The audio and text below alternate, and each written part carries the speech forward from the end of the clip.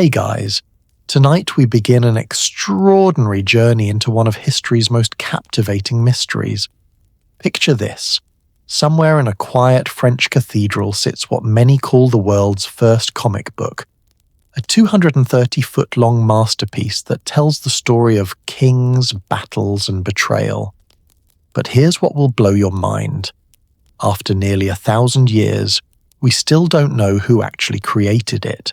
The Bayeux Tapestry, this incredible medieval treasure, bears no signatures, no names, no credits whatsoever.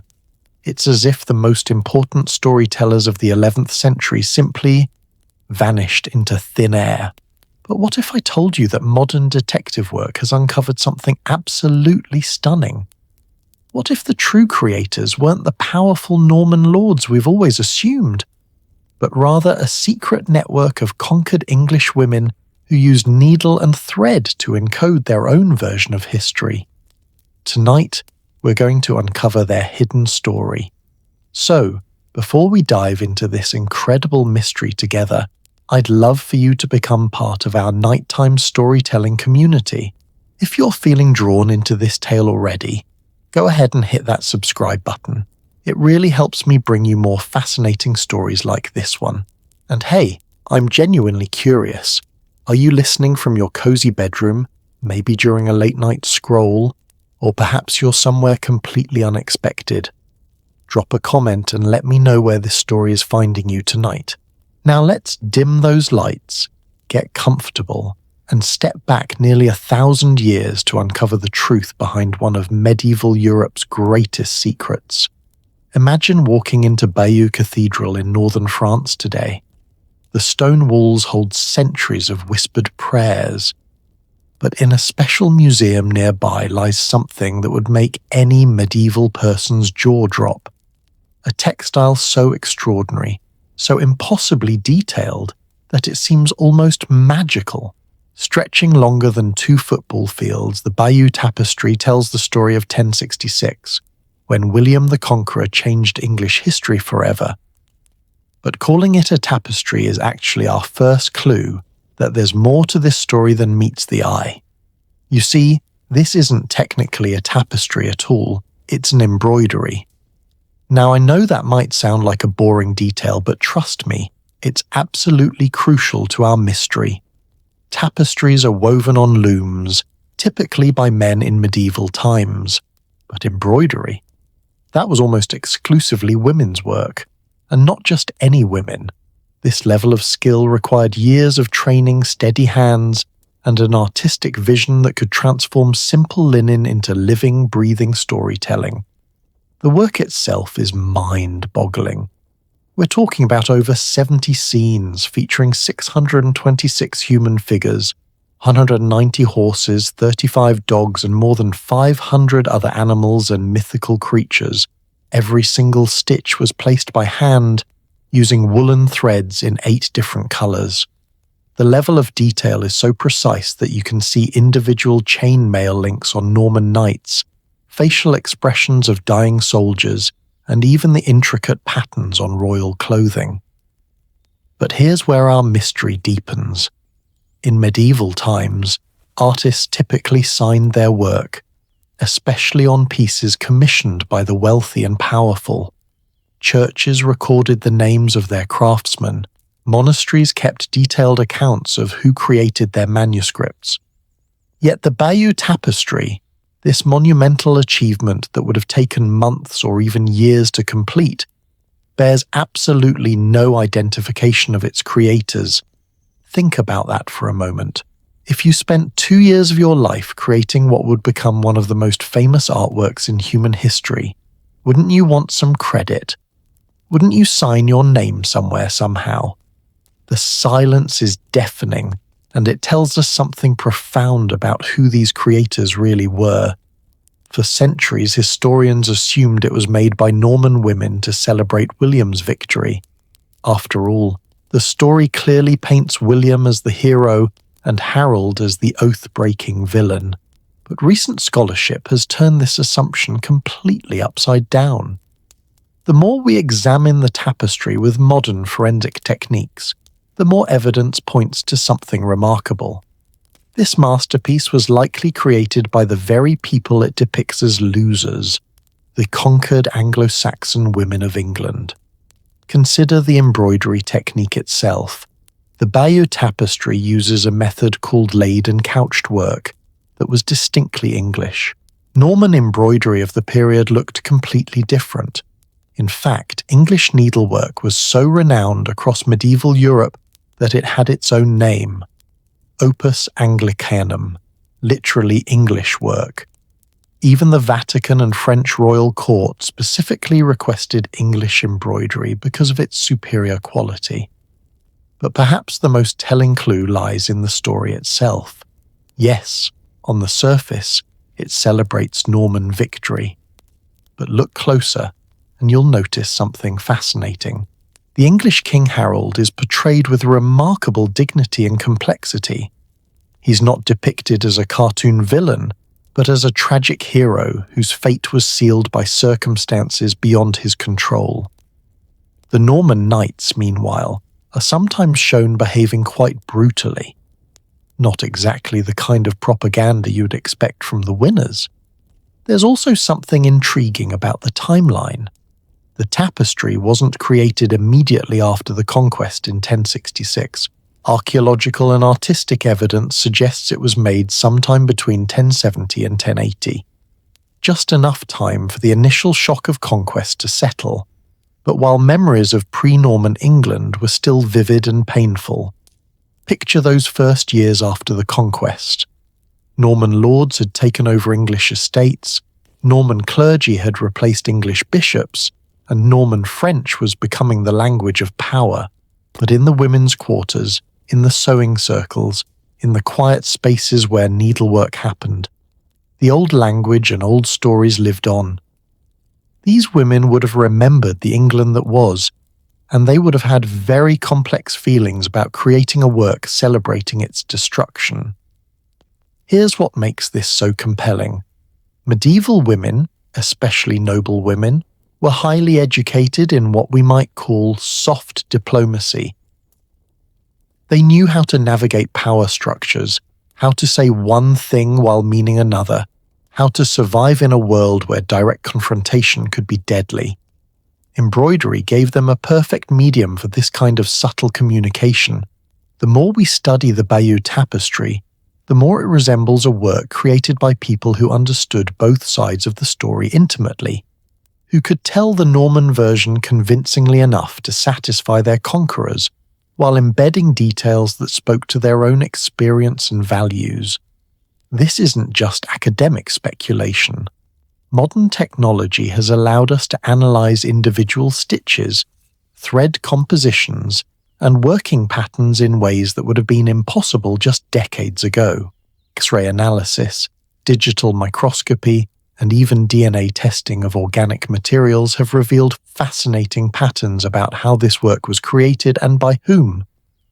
What emerges is a picture of a sophisticated workshop system, probably based in Canterbury, not Bayeux, where skilled English embroiderers worked under the supervision of someone with both artistic vision and political motivation.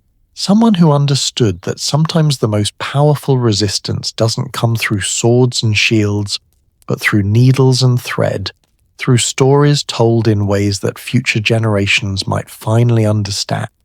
As we sit here nearly 1,000 years later, finally beginning to decode their hidden messages, we're uncovering not just a different story about a famous artwork, but a completely different understanding of how conquered people preserve their dignity, their memory, and their truth in the face of overwhelming power. And this is just the beginning.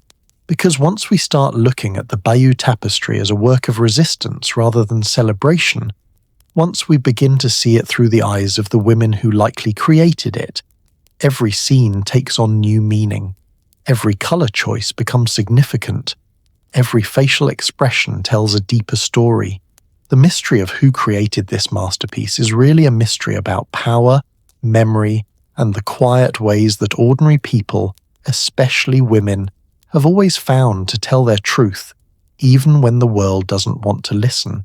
But to understand how these secret storytellers pulled off one of history's greatest acts of artistic resistance, we need to go back to that terrible night when everything changed forever, October 14th, 1066, when the fate of England was decided on a bloody field outside Hastings, and a king named Harold fell with an arrow through his eye, setting in motion a chain of events that would create the perfect conditions for our mystery to unfold. The ground at Hastings was soaked with blood as the sun began to set on October 14th, 1066. King Harold Godwinson lay dead somewhere among the 7,000 English casualties, and with him died the last Anglo-Saxon kingdom. But here's what most people don't realise. That single day of violence would create the perfect storm for one of history's most sophisticated acts of cultural resistance. Because when you conquer a people, you might control their land, their laws, and their leaders, but controlling their stories? That's a much more complicated challenge. William of Normandy, soon to be known as William the Conqueror, had just pulled off what military historians still consider one of the most audacious gambles in medieval warfare. Think about it. He had sailed across the English Channel with somewhere between 7,000 to 10,000 men, betting everything on a single battle. No backup plan, no safe retreat. It was win or die trying, and somehow, against incredible odds, it worked. But victory on the battlefield was just the beginning of William's challenges. He now had to control approximately 1.5 million Anglo-Saxons with his relatively small Norman force. The numbers alone should have made this impossible. It would be like 300 people trying to manage a town of 45,000, and these weren't exactly willing subjects. Here's where the story gets fascinating from our mystery's perspective. William's solution was both brilliant and brutal. He implemented what historians call the Norman yoke, a systematic replacement of English nobility, clergy, and cultural institutions with Norman equivalents. Within just 20 years, virtually every English earl, bishop, and abbot had been replaced. But there was one group that proved much harder to replace: the skilled craftswomen. See, medieval society had a dirty little secret that William quickly discovered. All those beautiful manuscripts, elaborate church vestments, and royal tapestries that made Norman courts look impressive. They weren't made by Norman hands.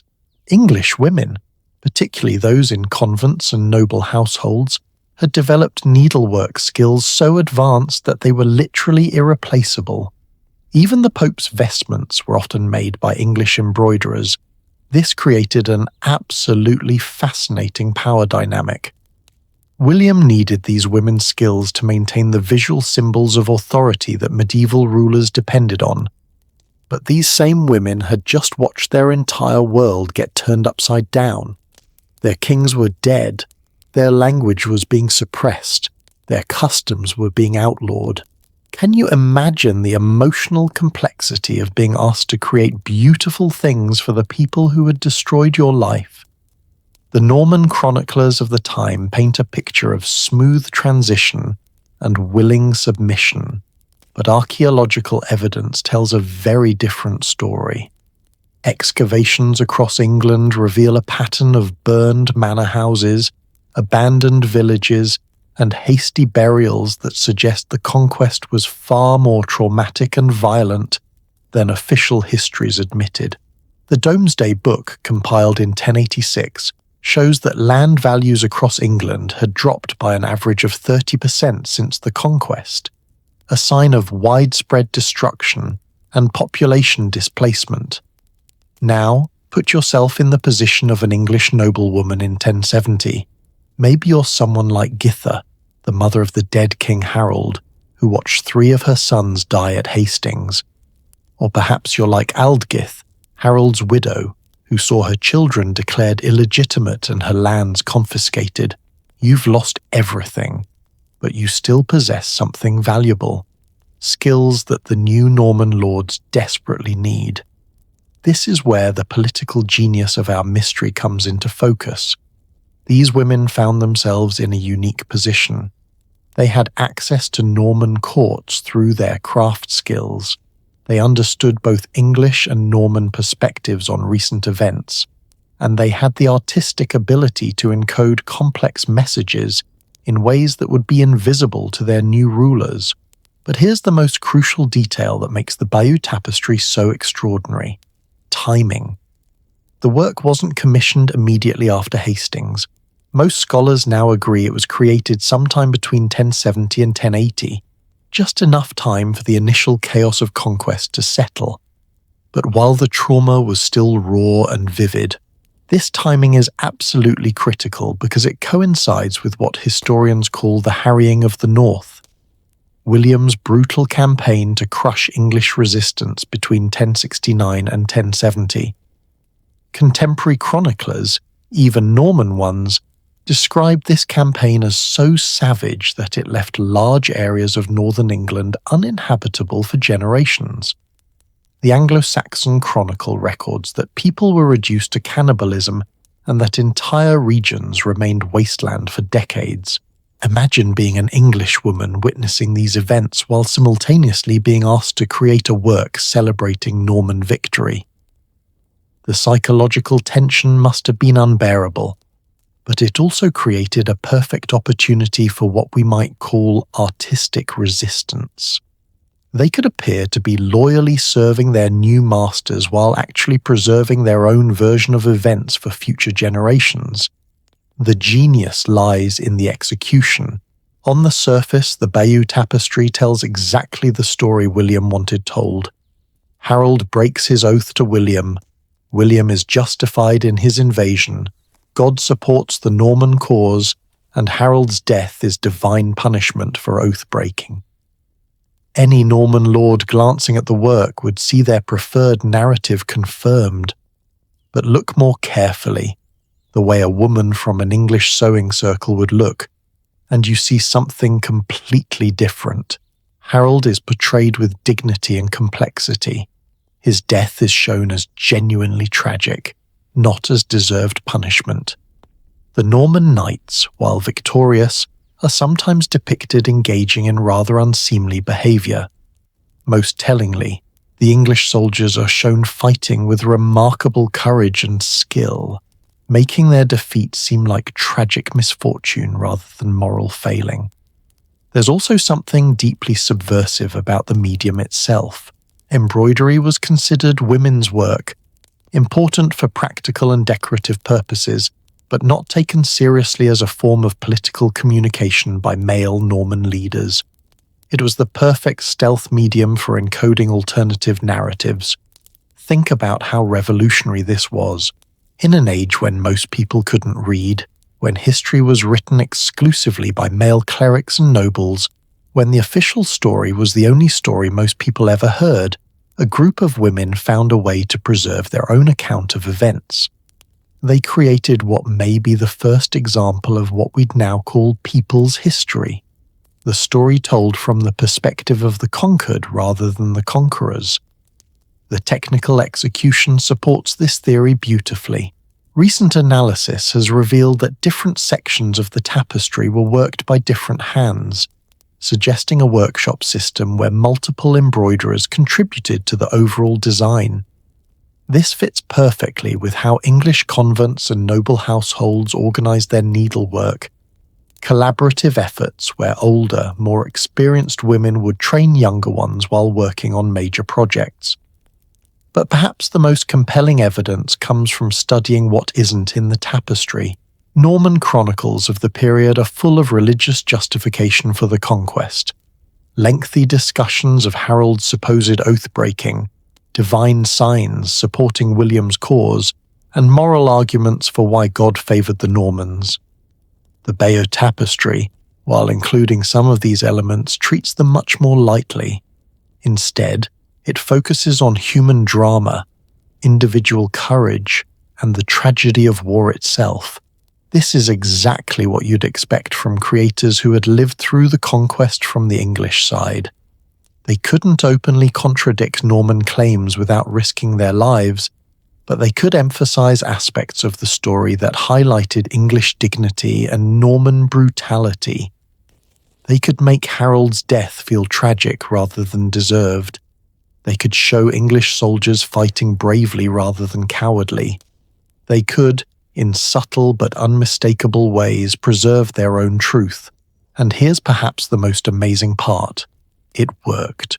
For nearly 1,000 years, this alternative narrative has survived, embedded in plain sight in one of medieval Europe's most famous artworks. The women who created it managed to preserve their perspective on events that would have otherwise been lost forever to official Norman history. Of course, what makes this story even more incredible is that these women didn't just preserve their truth, they packaged it in a way that their conquerors actually celebrated and protected. The Norman elite who commissioned and displayed the Bayeux Tapestry thought they were showing off their glorious victory. They had no idea they were actually preserving the conquered people's version of events. But if we're right about who really created this masterpiece, and if they really did encode their own political messages throughout the work, then we should be able to find more evidence. We should be able to decode their hidden language, understand their techniques, and maybe even identify some of the individual voices that contributed to this collaborative act of resistance. And that's exactly what modern scholars have started to discover.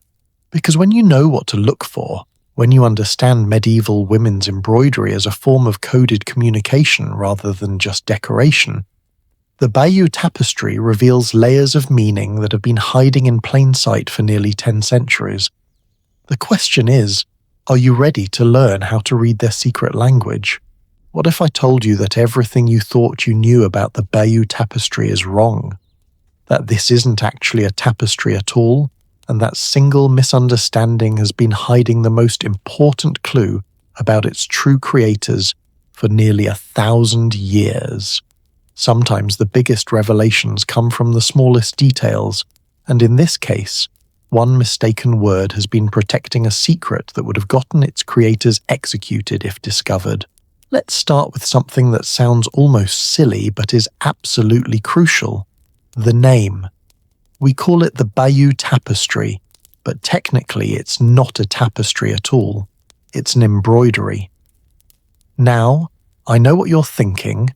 Who cares about textile terminology? But this distinction is like calling a painting a sculpture. They're completely different art forms, created by different people, using different techniques, in different social contexts. Here's why this matters so much. In 11th century Europe, tapestries were primarily made by men working on large looms in professional workshops. But embroidery, that was almost exclusively women's work, created in private spaces like convents, manor houses, and noble households. By calling it a tapestry for centuries, historians unconsciously directed attention away from its most likely creators. The technique used in what we now know is an embroidery is called laid and couched work.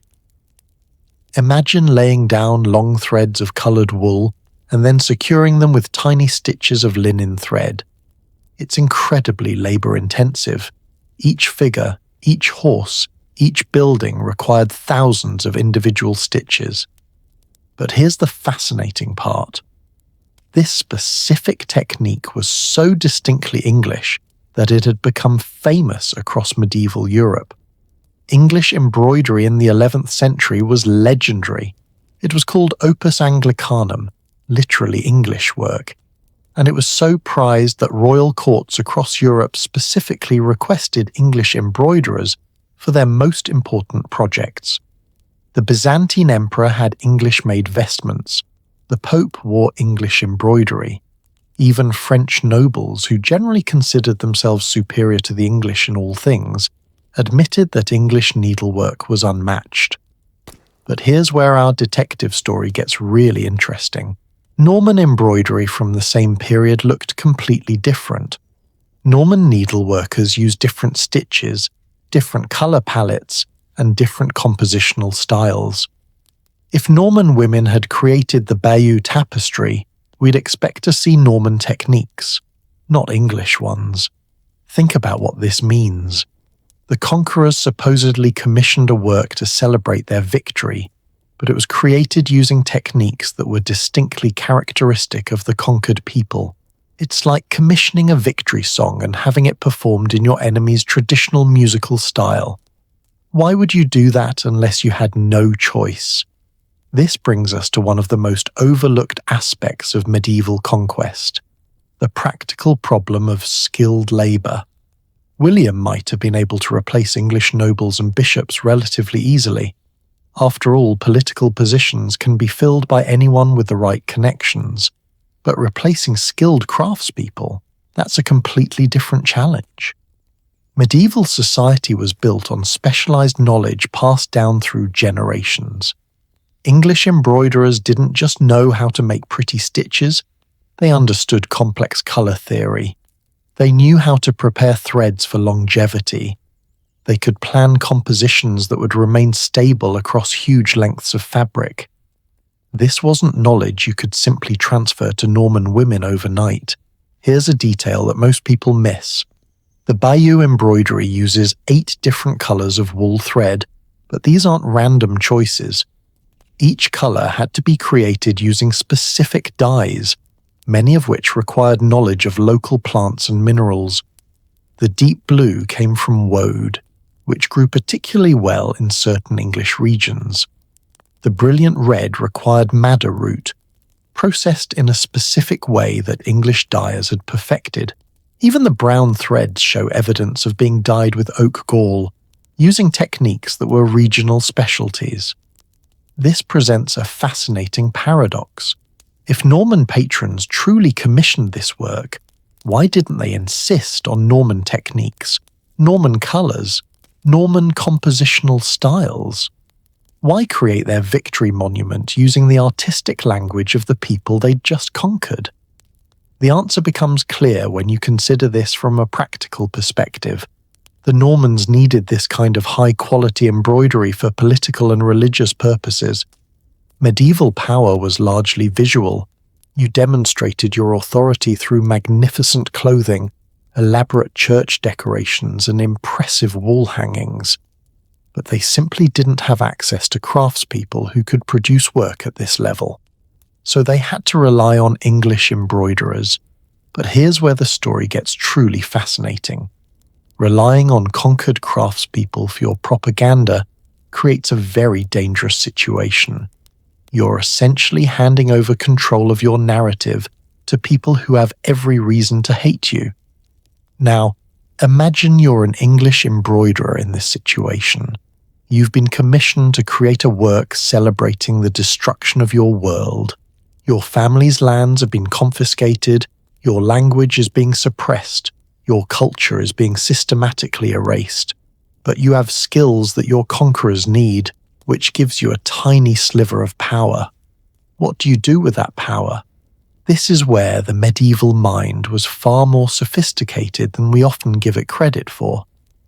These women understood that open resistance would get them killed, but subtle resistance, that was not only possible, it was almost expected.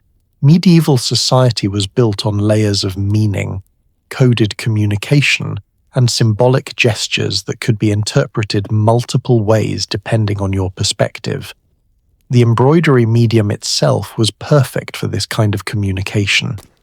Unlike written text, which could be easily read and interpreted by authorities, embroidered images were much more ambiguous.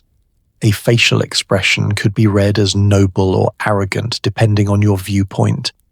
A gesture could seem respectful or mocking. A color choice could appear decorative or symbolic. But perhaps most importantly, embroidery was considered women's work, and therefore not taken seriously as a form of political communication by male Norman lords. They might glance at the finished product to make sure it looked appropriately magnificent, but they weren't going to spend time analyzing every stitch for hidden meanings. This gave the creators incredible freedom to embed their own perspectives. Recent technological analysis has revealed just how sophisticated this embedding process was. Digital imaging techniques can now track individual threads and stitch patterns in ways that were impossible just a few decades ago. What we're discovering is that different sections of the work show different technical characteristics, not just different artistic hands, but different levels of skill, different regional techniques, and even different emotional approaches to the same subject matter. For example, the sections depicting Harold's coronation and early reign show remarkably fine, careful work with subtle colour variations that highlight the dignity and legitimacy of his kingship.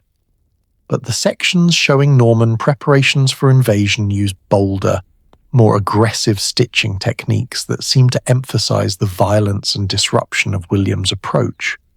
This isn't accidental. These differences suggest that the embroiderers were using their technical choices as a form of commentary. They could make William look appropriately magnificent to satisfy their Norman patrons, while using subtle techniques to make Harold appear more sympathetic and dignified. But there's an even deeper layer to this story. The embroidery wasn't just created by English women, it was created by English women who had lived through the Conquest. They weren't working from second-hand accounts or official chronicles. They had personal memories of the events they were depicting. Some of them might have known Harold personally. Some might have lost family members at Hastings. Some might have witnessed the burning of English towns during the brutal pacification campaigns that followed. This personal connection shows up in the work in ways that are impossible to fake. The details of English court life, clothing, and customs are rendered with an accuracy that could only come from first-hand experience. But more subtly, the emotional tone of scenes involving English characters has a depth and complexity that suggests genuine affection and respect from the creators. It's as if the embroiderers found a way to create two different works simultaneously: the surface-level Norman propaganda that their patrons wanted, and a deeper, more nuanced memorial to the England they had lost. By encoding their own perspective within the approved narrative, they managed to preserve their truth for future generations while appearing to loyally serve their conquerors. And this brings us to perhaps the most remarkable aspect of our mystery. These women weren't just creating art, they were creating what may be history's first example of embedded journalism. They were documenting events from the perspective of eyewitnesses while disguising their account as enemy propaganda. But if this theory is correct, if the Bayeux embroidery really was created by English women as a form of sophisticated resistance, then we should be able to find more evidence. We should be able to identify specific techniques they used to hide their messages, decode the symbolic language they embedded in seemingly decorative elements, and maybe even trace the work back to specific individuals or locations. And that's exactly what's been happening. Because once you start looking at this masterpiece as a work of concealed resistance rather than open celebration, every element takes on new significance. Suddenly you notice that the decorative borders aren't just pretty designs. They're actually a complex commentary on the main narrative. You realize that certain color choices aren't random. They're symbolic references that would have been instantly recognizable to English audiences but invisible to Norman viewers. The more we decode their hidden language, the more we realize we're not just looking at an embroidery about the Norman Conquest. We're looking at a sophisticated act of cultural preservation disguised as political submission, created by some of the most clever and courageous women in medieval history. But to understand just how clever they really were, we need to examine the one mystery that has puzzled scholars more than any other: why this remarkable work bears absolutely no signatures, no credits, no identification of its creators whatsoever. Because in a world where artists typically signed their work, where workshops kept detailed records, where religious houses documented their projects, the complete anonymity of the Bayeux embroidery isn't just unusual, it's almost unprecedented. And that silence might be the loudest clue of all. There's something deeply unsettling about walking through any major medieval cathedral or museum. Everywhere you look, you see the fingerprints of history, carved initials hidden in stone columns, painted monograms tucked into manuscript corners, even graffiti left by medieval masons who wanted future generations to remember their names. Medieval craftspeople were proud of their work, and they found ways to sign it, even when their patrons didn't officially require credit, which makes the Bayeux embroidery's complete anonymity not just unusual, it's downright suspicious. Let me paint you a picture of how unusual this really is. Walk into Canterbury Cathedral, and you'll find masons' marks carved into stones, telling us exactly who built which sections. Visit the British Library's medieval manuscripts, and you'll see illuminated letters that spell out scribes' names in elaborate decorative schemes. Even browse through inventories from 11th century noble households, and you'll find detailed records of which seamstresses made which vestments, often with their signatures or personal marks embroidered discreetly into the work. But the Bayeux embroidery, not a single name, not one initial, not even a coded reference that might hint at its creators' identities. For a work that represents thousands of hours of skilled labour, this silence is absolutely deafening. Here's what makes this even more strange. We know that embroidery workshops of this period typically operated like small businesses. They kept records, they trained apprentices, they competed for commissions. The most skilled embroiderers were celebrities in their own right, sought after by royal courts across Europe. These weren't anonymous peasant women working in isolation. They were professional artists with reputations to maintain. Take Spearhafock, for example. He was an English goldsmith and embroiderer so famous that Edward the Confessor appointed him Abbot of Abingdon specifically because of his artistic skills. Or consider the women of the Nunna Minster in Winchester, whose embroidery was so renowned that Queen Emma specifically commissioned them for royal projects. These people signed their work, took pride in their creations, and were remembered by name in contemporary chronicles. So why would the creators of what was arguably the most important embroidery project of the 11th century choose to remain completely anonymous? There are really only three possibilities, and each one tells us something fascinating about who these people really were. Possibility 1. They were forced to remain anonymous by their Norman patrons. This might seem logical at first.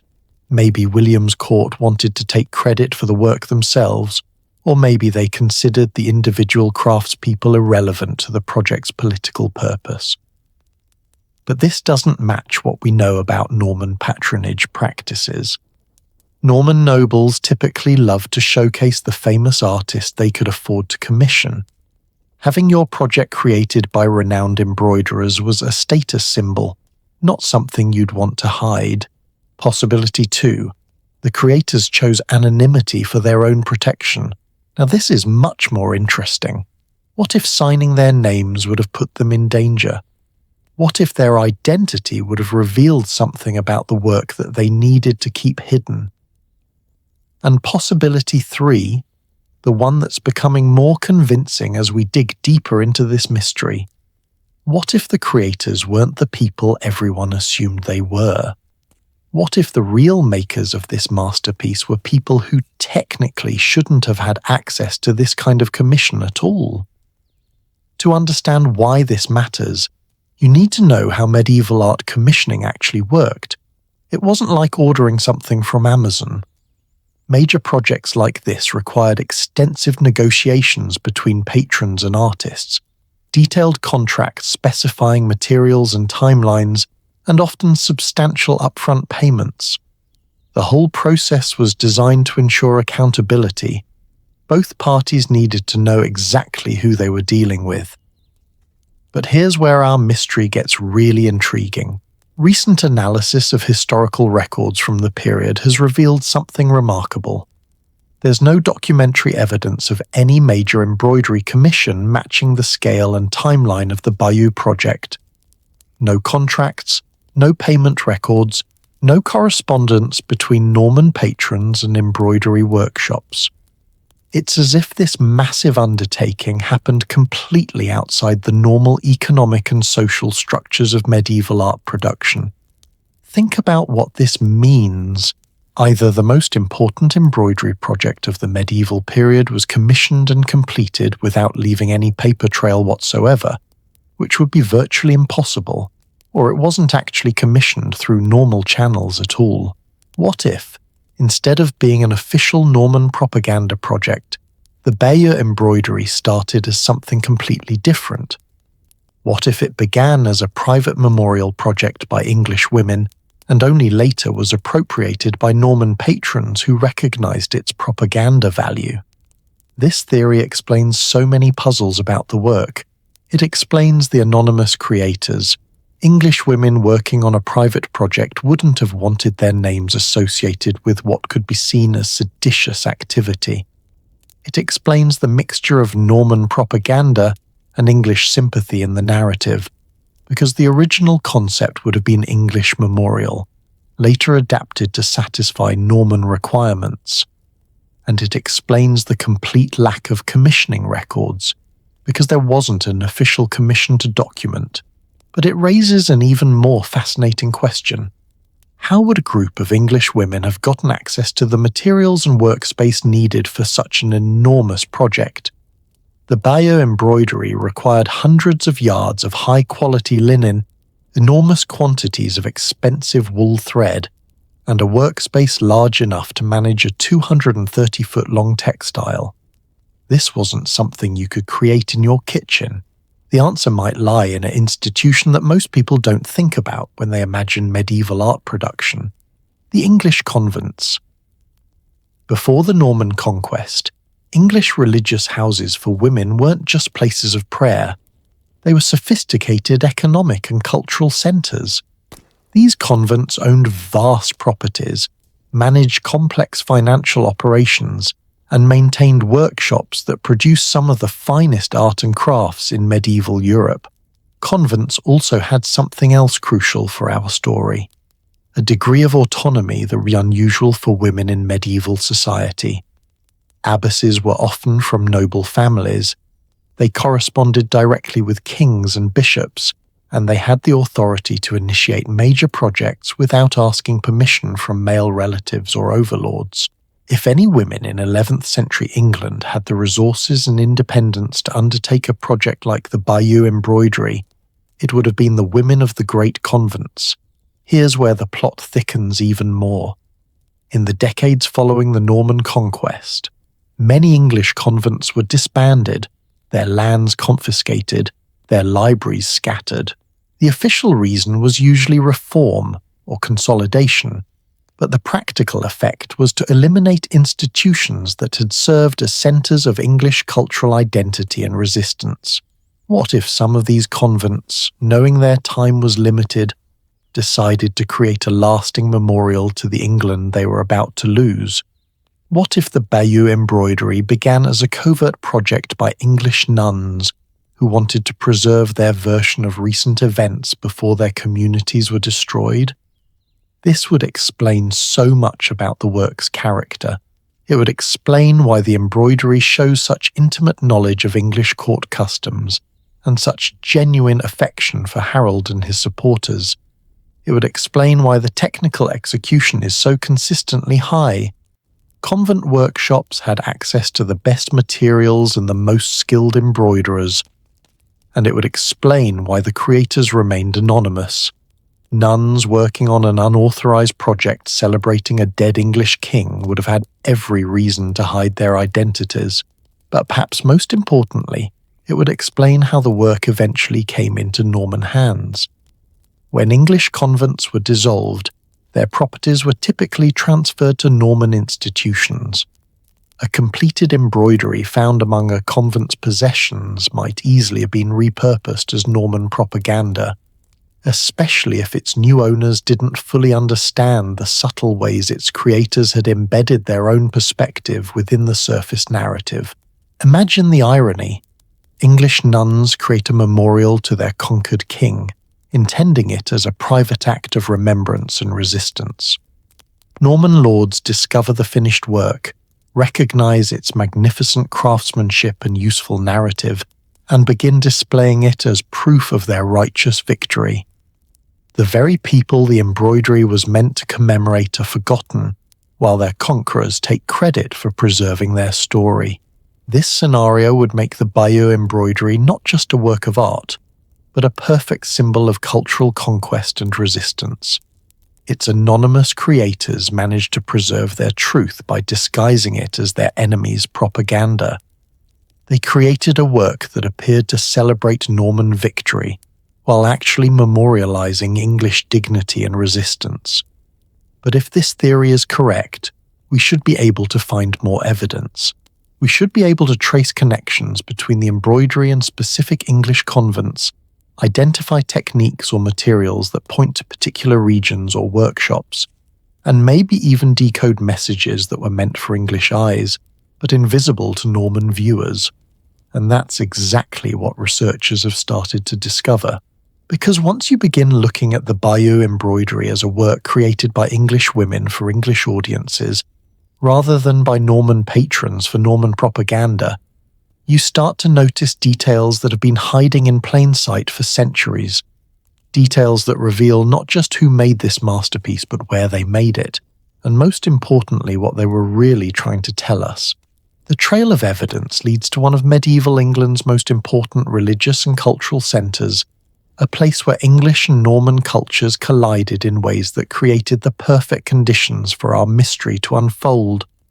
A place where skilled women had both the means and the motive to create something that would preserve their truth for nearly 1,000 years. Sometimes the most powerful stories are hidden in the spaces between the official records, in the lives of people who were deemed too unimportant to chronicle, but who held the real keys to understanding how history actually unfolded. And if we're going to solve the mystery of who really created the Bayeux embroidery, we need to understand what happened to the women of England after 1066, because their story reveals both the motive and the means for the most sophisticated act of cultural resistance in medieval history. Picture England in the years immediately following the Norman Conquest. The official chronicles tell us about Norman lords taking over English estates, Norman bishops replacing English clergy, and Norman laws superseding English customs. But they tell us almost nothing about what happened to the thousands of English women who had once held real power and influence in Anglo-Saxon society. These women didn't just disappear, they were systematically erased from positions of authority in ways that created both desperate circumstances and unexpected opportunities. Before 1066, English women enjoyed a level of independence that was remarkable by medieval standards.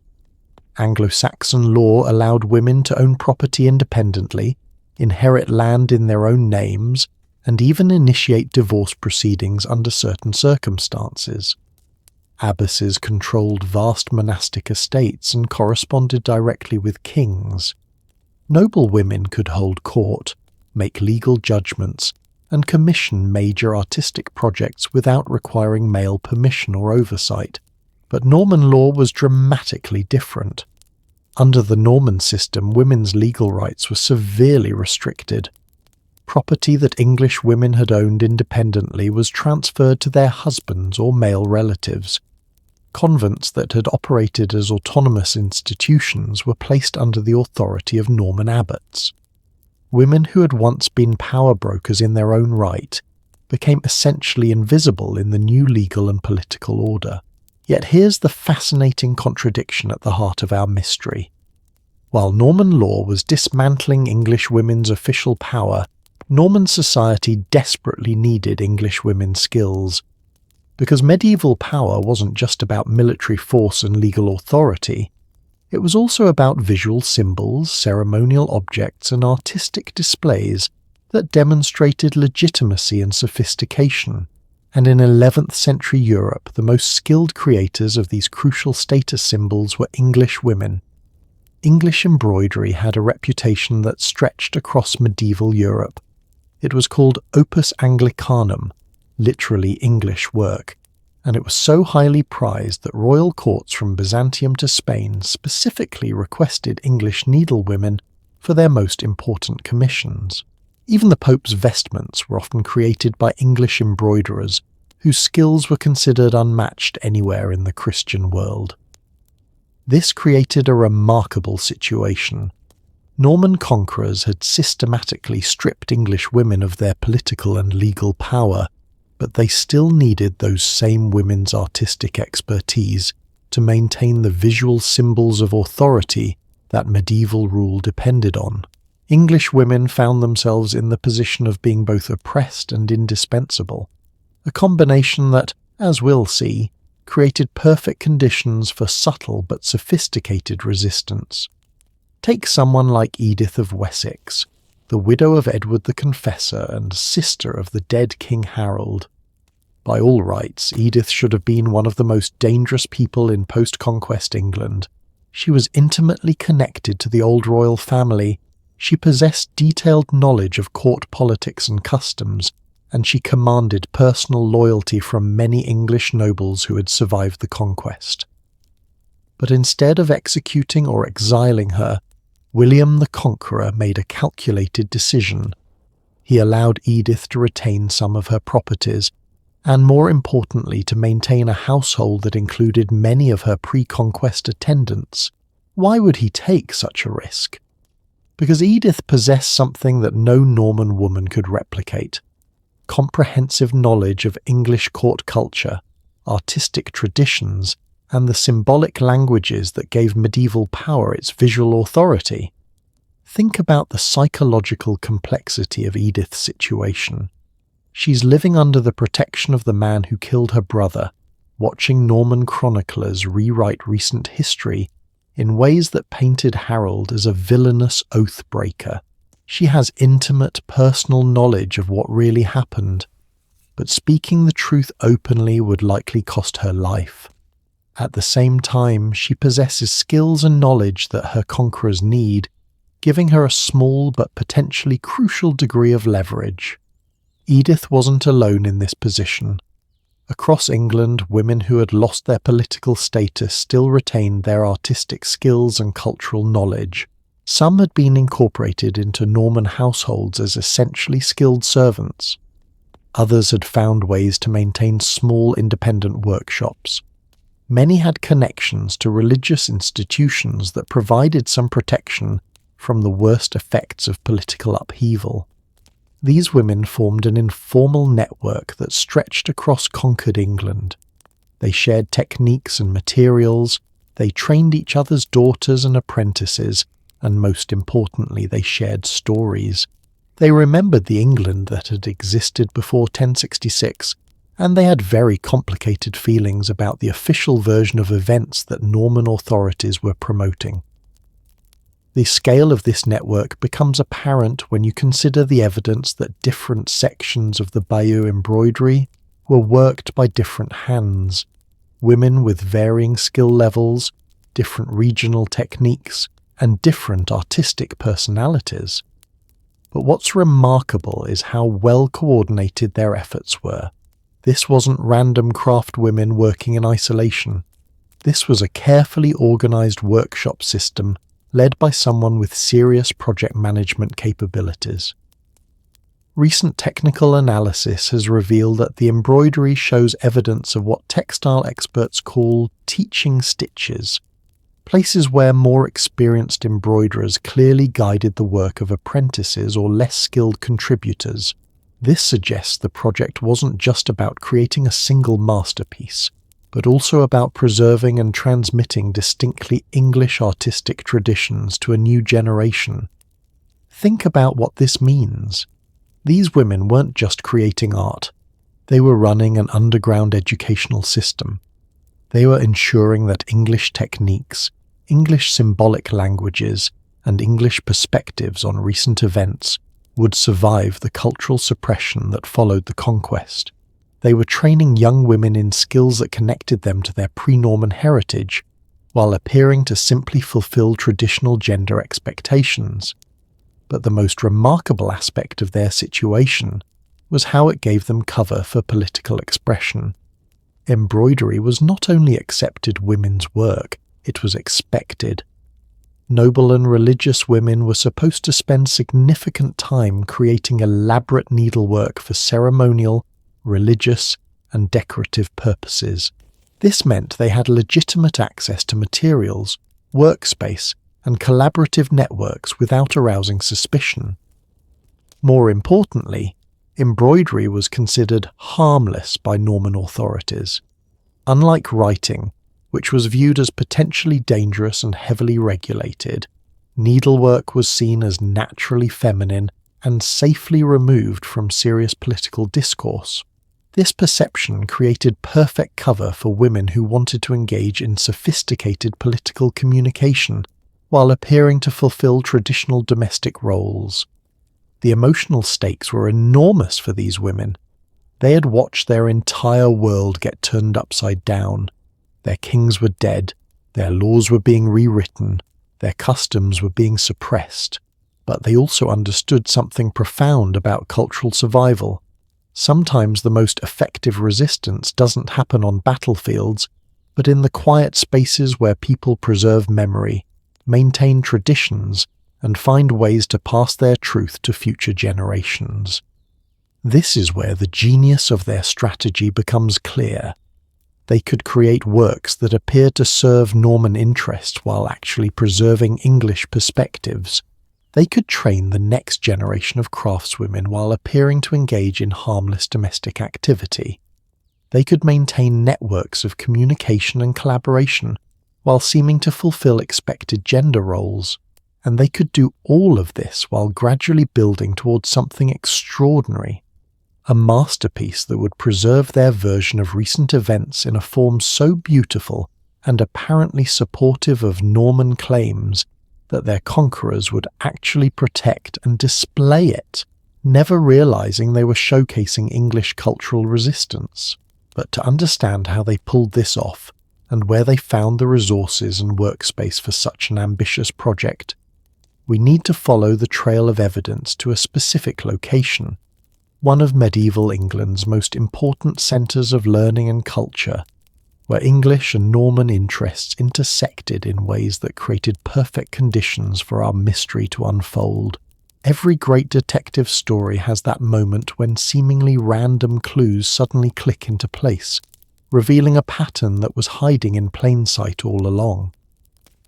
And in our mystery, that moment comes when you start following the physical evidence, not just the artistic techniques or historical context, but the actual materials and tools used to create the Bayeux embroidery. Because when you trace those threads, literally and figuratively, they all lead to the same place: Canterbury, England, not Bayeux, France. This is where our story takes a fascinating turn that most people never hear about. For over 9 centuries, everyone assumed the embroidery was made in Bayeux because that's where it ended up. It seemed logical. The work celebrates Norman victory. It's housed in a Norman cathedral, so obviously it must be Norman-made, right? But modern forensic analysis has turned this assumption completely upside down. Let's start with something as simple as the threads themselves. In 2013, a team of textile archaeologists conducted microscopic analysis of fibre samples from the embroidery.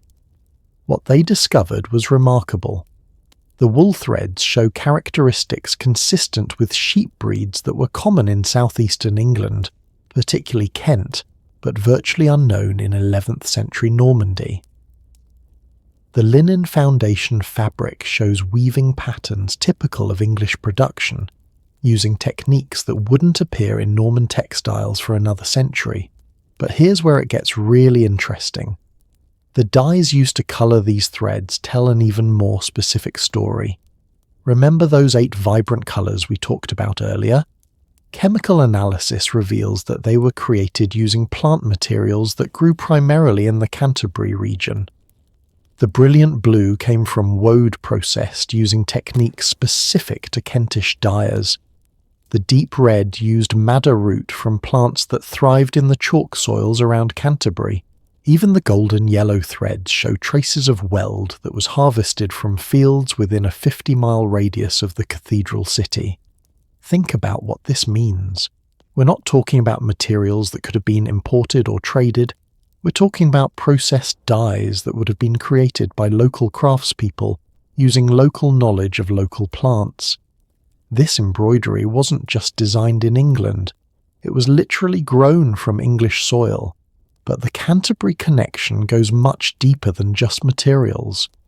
Because Canterbury in the 1070s was the perfect place for exactly the kind of covert cultural project we've been discussing. It was the seat of English Christianity, home to the most important religious library in the country, and the centre of a network of monasteries and convents that stretched across southern England. It was also, crucially, a place where English and Norman interests intersected in complex ways. Here's the political backdrop that makes Canterbury so fascinating for our story. After the conquest, William needed to establish his legitimacy not just militarily, but religiously. He couldn't simply impose Norman clergy on English churches. That would have risked massive religious rebellion. Instead, he had to work within existing church structures, gradually replacing English leadership while maintaining the appearance of continuity. Canterbury Cathedral was the crown jewel of this strategy. William appointed Lanfranc, a respected Italian scholar, as Archbishop of Canterbury in 1070. Lanfranc was a brilliant choice. He wasn't Norman, so he couldn't be accused of simple ethnic favouritism, but he was also completely loyal to William's cause. His job was to gradually reform English church practices while maintaining enough traditional elements to avoid outright rebellion. But here's what William and Lanfranc probably didn't fully appreciate. Canterbury wasn't just a religious centre, it was also the beating heart of English cultural production. The cathedral complex included scriptoriums where manuscripts were copied, workshops where religious vestments were created, and most importantly for our story, a network of connected religious houses where some of England's most skilled needlewomen lived and worked. The monastery of St. Augustine, just outside Canterbury's walls, included a convent that had been famous for its embroidery since the 8th century. Holy Sepulchre Nunnery, founded in the early 11th century, housed daughters of noble families who had been trained in the most sophisticated textile arts. Most intriguingly, there was Minster in Thanet, about 20 miles from Canterbury, where Abbess Milberger had established what was essentially a finishing school for aristocratic women, with particular emphasis on advanced needlework. These institutions had something that made them perfect for our conspiracy. They had official religious purposes that gave them cover for their activities, but they also had the independence and resources to undertake major projects without constant oversight. A group of nuns working on religious embroidery wouldn't attract much attention from Norman authorities, especially if the finished product appeared to support Norman interests. But there's an even more specific Canterbury connection that brings our mystery into sharp focus. Because recent documentary research has uncovered evidence that one particular Canterbury institution had both the means and the motive to create something exactly like the Bayeux embroidery, and that institution was intimately connected to the royal family that had just been overthrown. I'm talking about the scriptorium and embroidery workshop associated with Christchurch Priory, the cathedral's monastic community. This wasn't just any religious workshop. It was the place where royal and noble commissions were typically fulfilled. Edward the Confessor had used Christchurch craftspeople for his most important projects. Queen Edith herself had been a patron of their work. More importantly, Christchurch had something that most religious institutions lacked: a library with extensive historical records and royal chronicles. The monks and nuns working there had access to detailed accounts of recent events, official correspondence, and court records that would have been essential for creating an accurate historical narrative. They knew the real story of what had happened between Harold and William, not just the propaganda versions that were circulating. Here's where the timing becomes absolutely crucial. Lanfranc didn't take full control of Canterbury until 1070, and even then, he had to move carefully to avoid alienating the English clergy who actually kept the place running. For several years after the conquest, Canterbury's workshops continued to operate much as they had before, with the same personnel, the same techniques, and crucially, the same loyalties. This created a perfect window of opportunity. English craftspeople with royal connections could work on projects that appeared to serve the new Norman order, while actually preserving their own version of recent events. As long as the finished product looked appropriately magnificent and told a story that didn't openly contradict Norman claims, they could encode their own perspectives with minimal risk of detection. And here's a detail that most people miss. Canterbury in the 1070s was also home to a significant community of English nobles who had managed to keep their heads down and retain some of their properties. These weren't active rebels. They were survivors who had made their peace with Norman rule, while quietly maintaining their English loyalties. Many of them had daughters or female relatives in Canterbury's religious houses. Picture the social dynamics here. You have English noblewomen who've lost their political power but retained their cultural knowledge. You have skilled craftspeople who've survived the conquest but lost their royal patrons. You have religious institutions that provide cover for collaborative projects. And you have Norman authorities who are focused on political and military control, not artistic surveillance. It's the perfect recipe for exactly the kind of sophisticated resistance project we've been discussing. And the physical evidence suggests that's exactly what happened. Because when you map the distribution of embroidery techniques used in the Bayeux work, when you trace the sources of materials and dyes, when you follow the networks of connected religious houses that could have provided skilled workers, everything points to Canterbury as the hub of a coordinated effort. But perhaps the most compelling evidence comes from what happened to Canterbury's embroidery tradition immediately after the Norman Conquest. Historical records show a marked decline in documented embroidery projects from Canterbury institutions in the late 11th century. It's as if the community of skilled needlewomen suddenly had their attention focused on something else, something important enough to draw them away from their normal commercial and religious work. What if that something else was a massive secret project to preserve their version of the conquest story?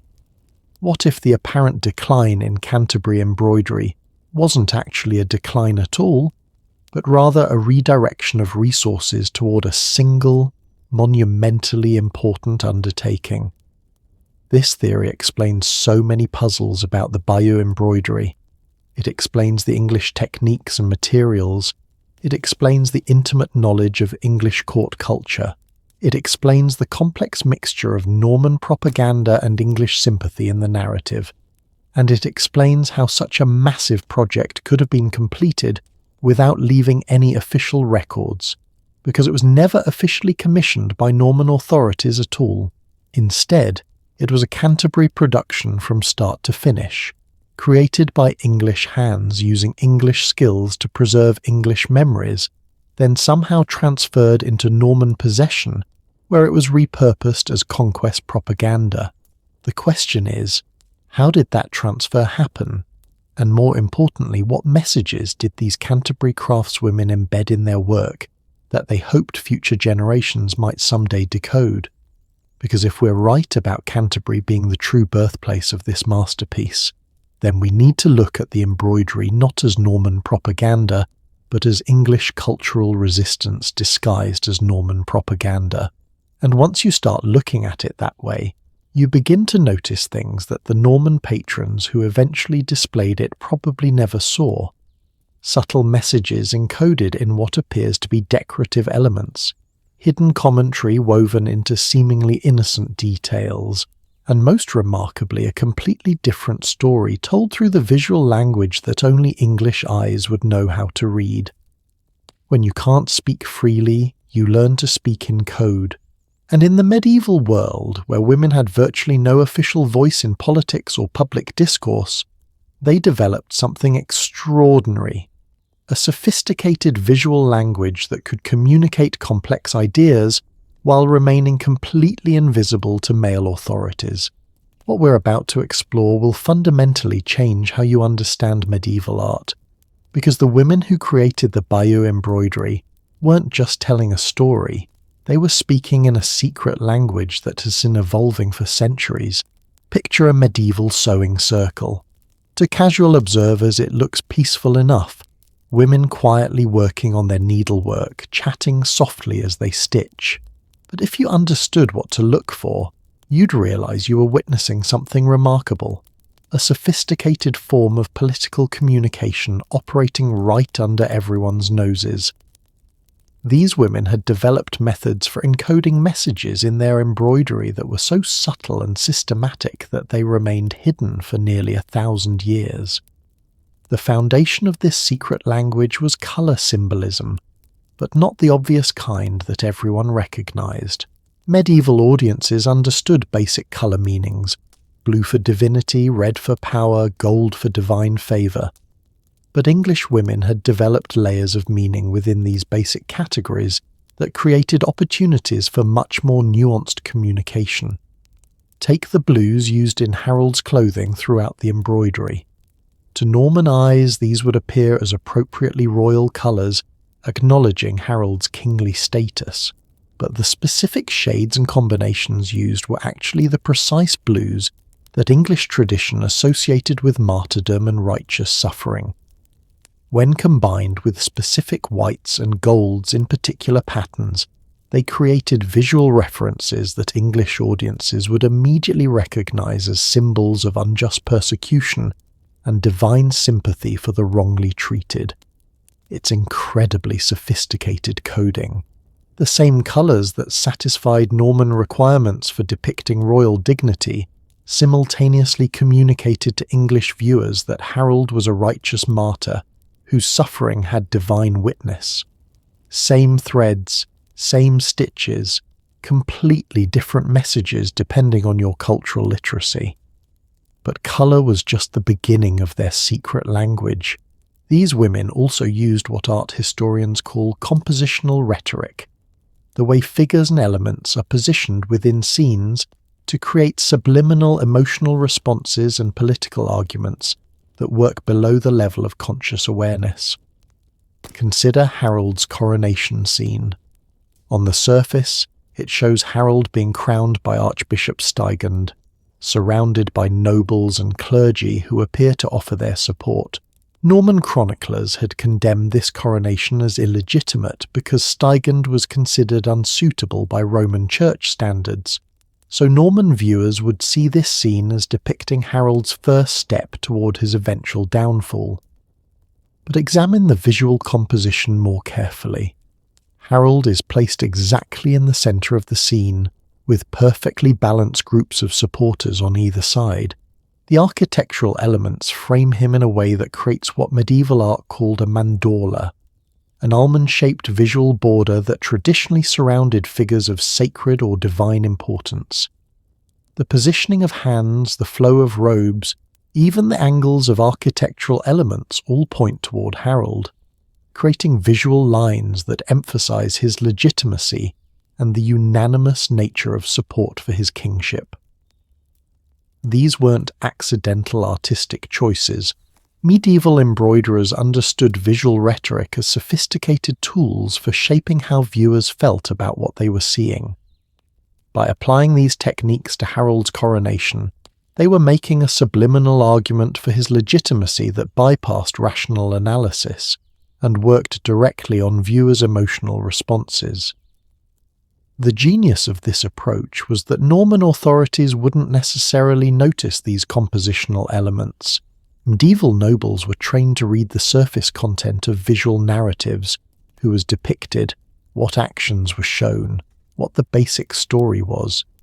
But they weren't typically educated in the finer points of artistic composition and visual psychology. That knowledge belonged primarily to the artists themselves, giving women who understood these techniques perfect cover for political messaging. But perhaps the most remarkable aspect of their secret language was how they used the decorative borders that run along the top and bottom of the main narrative. Most people look at these borders and see attractive ornamental designs, animals, plants, mythological creatures that appear purely decorative.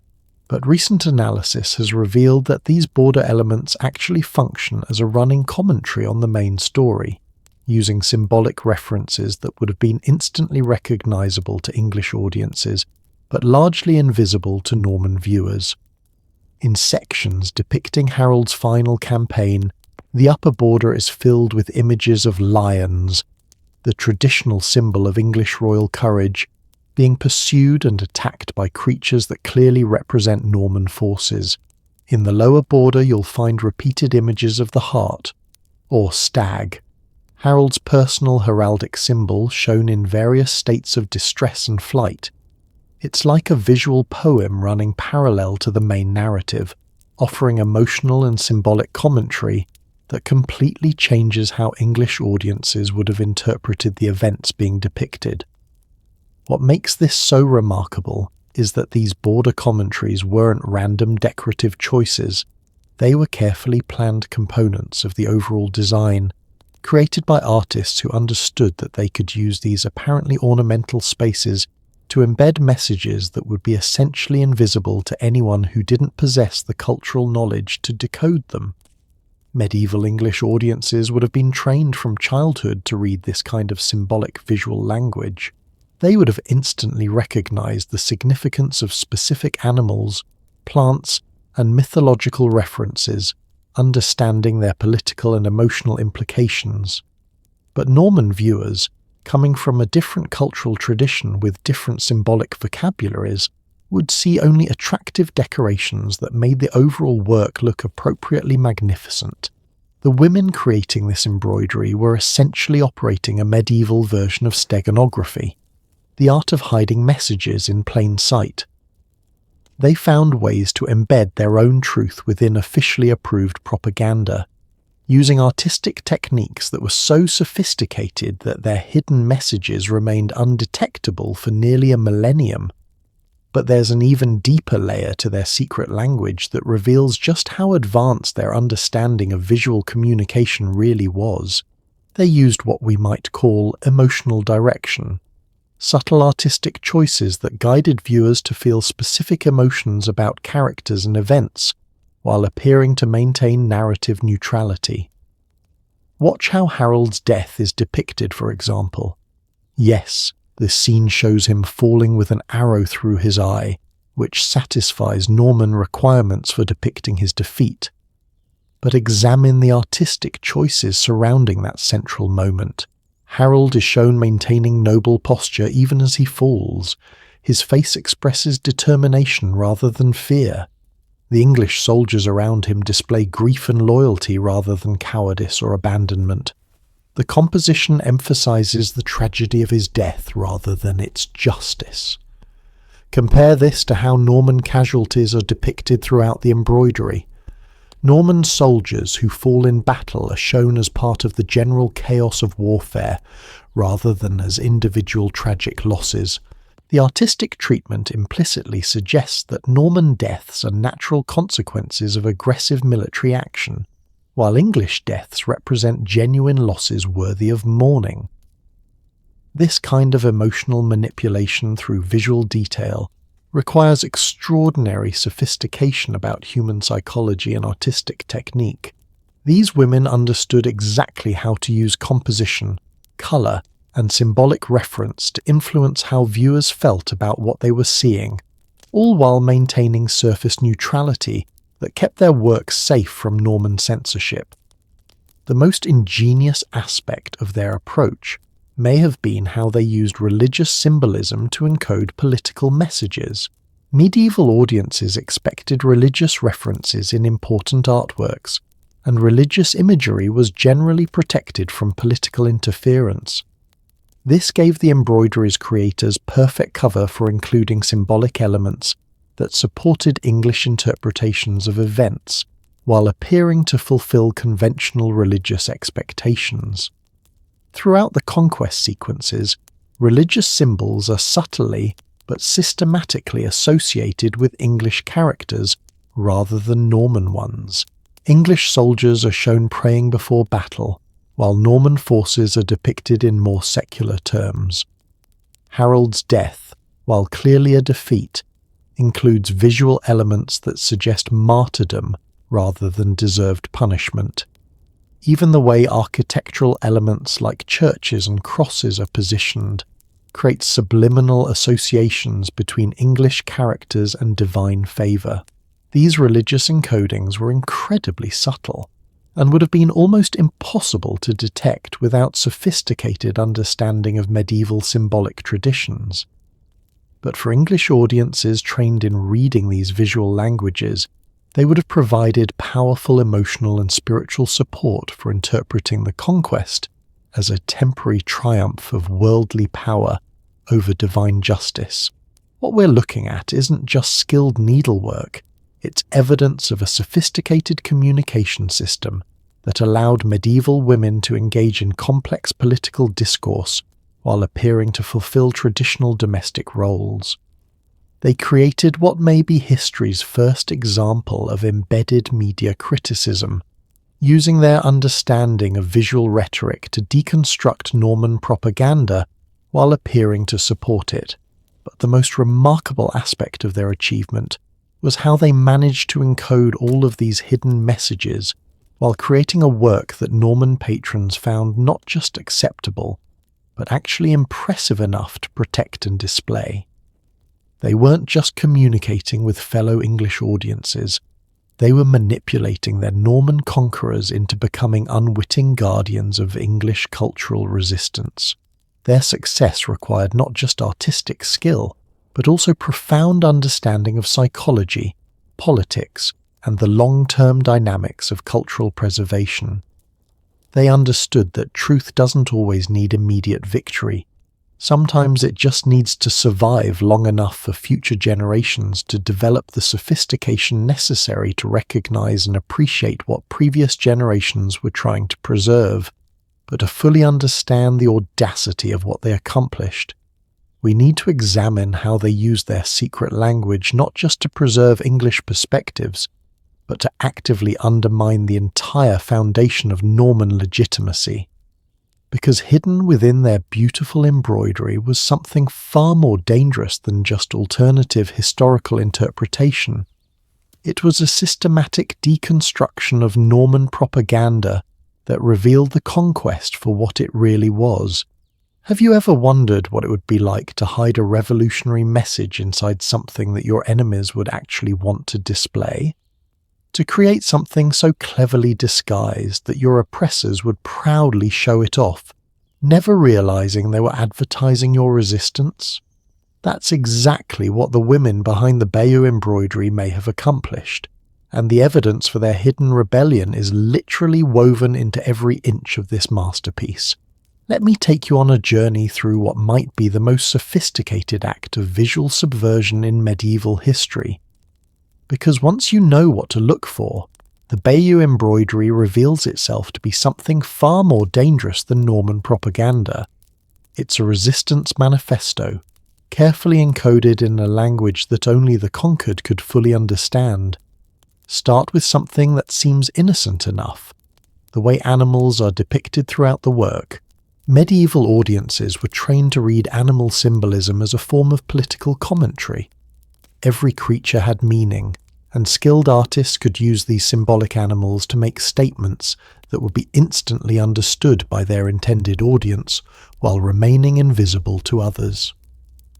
In the sections depicting Harold's reign and the lead up to Hastings, the borders are filled with English symbolic animals shown in very specific ways.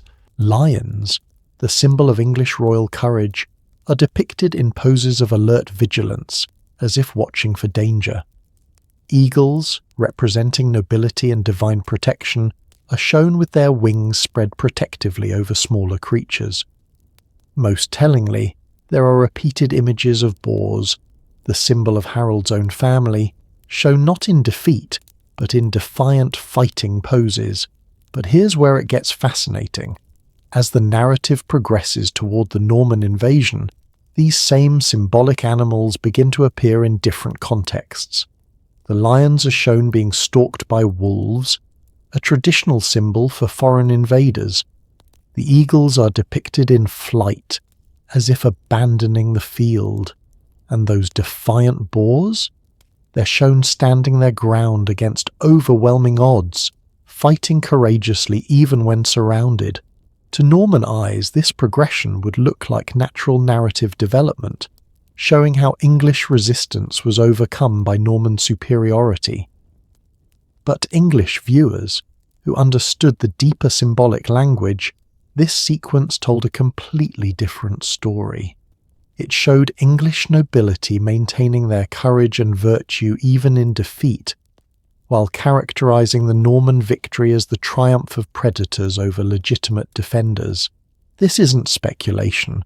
We know from surviving manuscripts and other medieval artworks that this kind of symbolic animal narrative was a well-established form of political commentary. What makes the Bayeux embroidery remarkable is how systematically and extensively it was used throughout the work. But the animal symbolism is just the beginning. These women also used architectural elements as a form of coded communication that's even more subtle and sophisticated. Look carefully at how buildings are depicted throughout the embroidery, and you'll notice something remarkable. English structures are consistently shown with specific architectural details that emphasize stability, permanence, and divine blessing, while Norman buildings are depicted in ways that subtly suggest aggression and instability. Take the depiction of Westminster Abbey, where Harold was crowned. The building is shown with solid, well-proportioned walls, clearly defined sacred spaces, and architectural elements that create a sense of harmony and divine approval.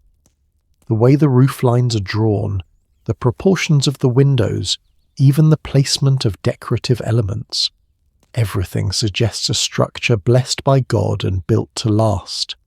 Compare this to how Norman military architecture is depicted. Norman castles and fortifications are shown with sharp, aggressive angles, walls that seem to loom threateningly over the surrounding landscape, and architectural elements that emphasize domination rather than protection. The artistic choices make Norman buildings look powerful but temporary, impressive but somehow illegitimate. This is incredibly sophisticated visual rhetoric. These women understood that architecture in medieval art wasn't just background decoration. It was a way of making arguments about legitimacy, stability, and divine favor.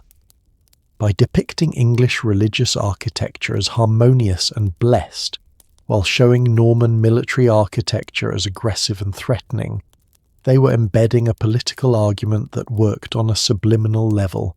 But perhaps the most daring aspect of their hidden resistance appears in the way they depicted key moments of the Norman invasion itself. Yes, the surface narrative shows Norman victory, but look more carefully at the artistic choices surrounding those victories and you'll see something remarkable. Take the famous scene of Norman cavalry charging English foot soldiers. On the surface, it's exactly what Norman patrons would want to see. Their superior military tactics overwhelming English resistance.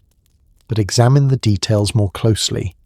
The English soldiers are shown maintaining perfect formation even under attack, their faces expressing determined courage rather than fear or panic. Their weapons are depicted as well maintained and properly used. Even as they fall, they're shown dying bravely rather than fleeing in terror. Meanwhile, the Norman cavalry, while obviously successful, are depicted in ways that subtly emphasize the brutality of their assault. Some Norman knights are shown striking down English soldiers who are clearly already defeated. Others are depicted in poses that seem almost bestial in their aggression. The artistic choices make Norman victory look militarily successful but morally questionable. This kind of emotional manipulation through visual detail requires extraordinary skill and understanding of human psychology. These women knew exactly how to use artistic technique to make viewers feel sympathy for the English defenders while making the Norman attackers appear, despite their victory, somehow less noble and heroic. But here's what makes this truly audacious. They managed to embed these subversive messages while creating work that Norman patrons found completely satisfactory.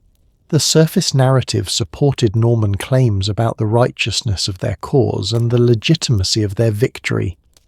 Norman nobles looking at this work would see confirmation of their preferred version of events, never suspecting that the same images could be read in completely different ways by English audiences. It's like these women created a medieval version of what cryptographers call a null cipher, a message that appears to say one thing but actually contains a completely different hidden meaning for those who know how to read it. The genius lies not just in the encoding, but in the fact that the surface message was genuinely useful to the people they were deceiving. Now you might be thinking, how can we be sure that these hidden meanings were intentional rather than just coincidental? How do we know these women weren't just following standard artistic conventions without thinking about political implications? The answer lies in the consistency and sophistication of the pattern. When you map out all these symbolic elements, the animal imagery, the architectural choices, the emotional direction of key scenes, they form a coherent alternative narrative that runs parallel to the surface story. This isn't random or accidental. It's too systematic, too well coordinated, too cleverly disguised to be anything other than intentional. Moreover, we can verify that these symbolic techniques were understood and used for political purposes in other medieval artworks. We have examples from manuscript illuminations, church decorations, and other embroideries where similar symbolic languages were used to make political statements. The difference is that in most cases the political message was openly acknowledged. What makes the Bayeux embroidery unique is how completely it disguised its true purpose.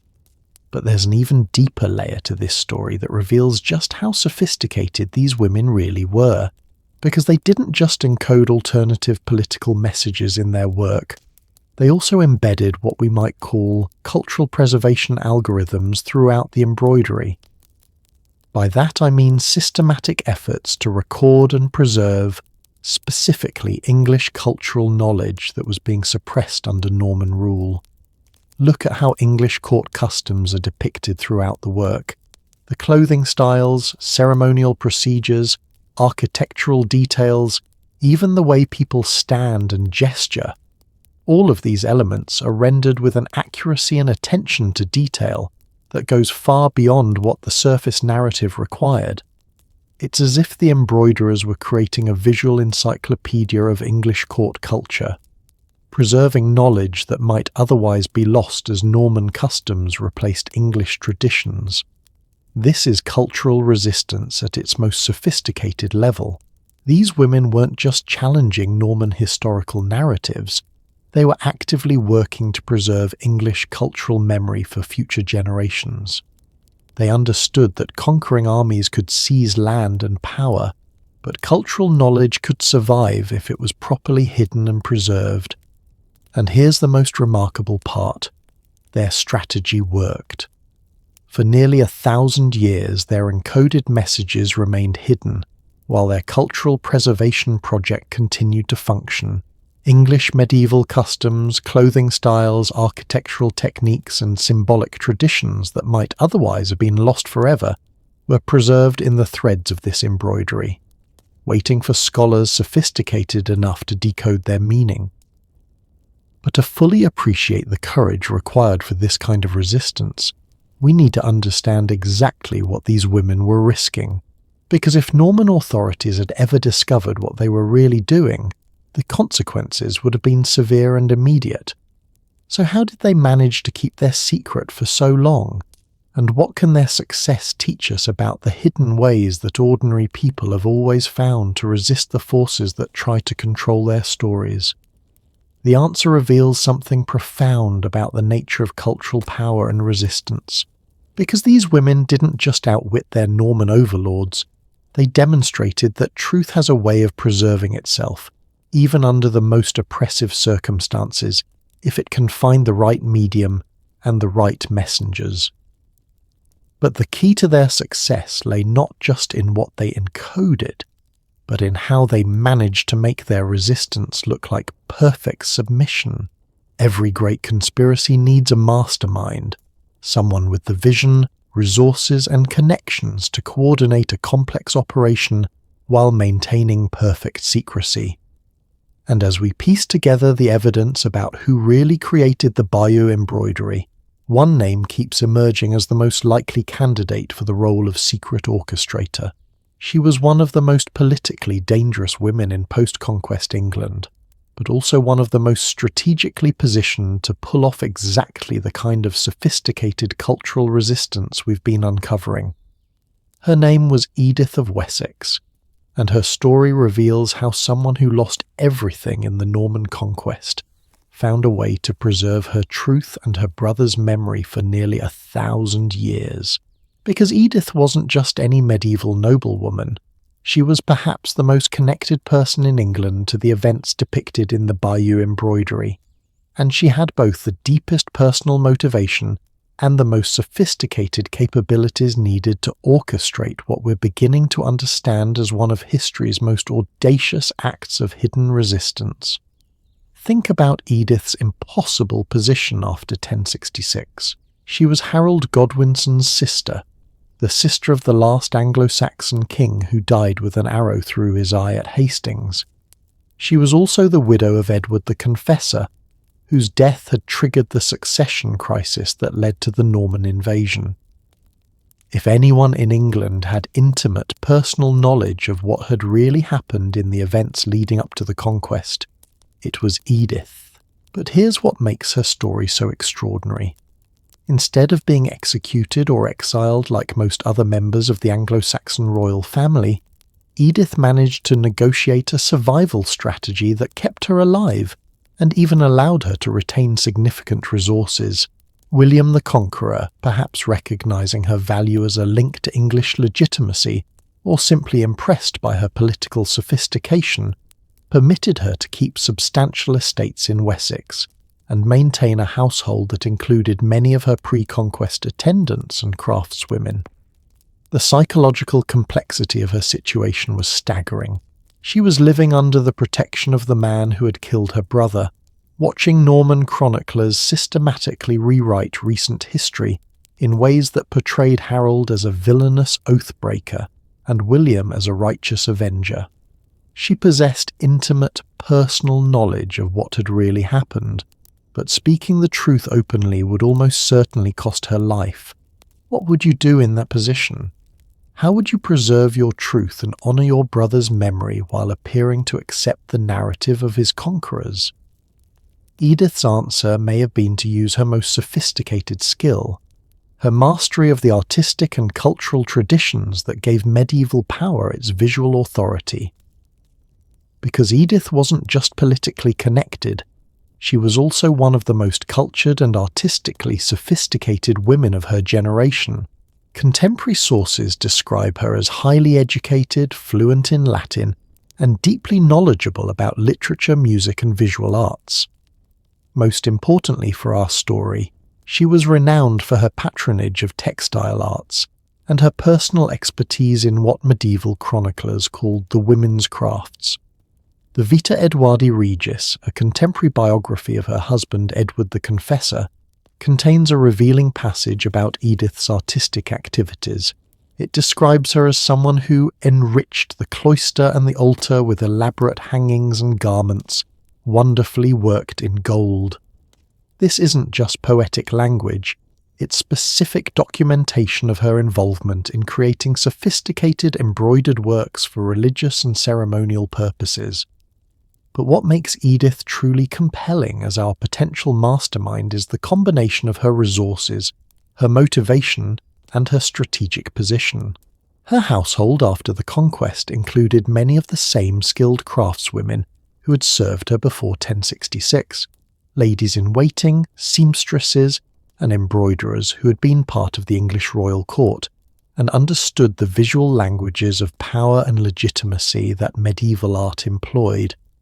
More crucially, Edith's estates in Wessex were strategically located near several of the religious institutions that recent scholarship has connected to the Bayeux Embroidery project. Her primary residence at Wilton was less than 30 miles from Winchester, where some of England's most skilled embroiderers lived and worked. She also maintained properties near Canterbury, putting her within easy reach of the workshops and resources that forensic analysis suggests were used in creating the embroidery. The timeline also supports Edith's potential involvement perfectly. She lived until 1075, giving her nearly a decade after the conquest to plan and execute such a project.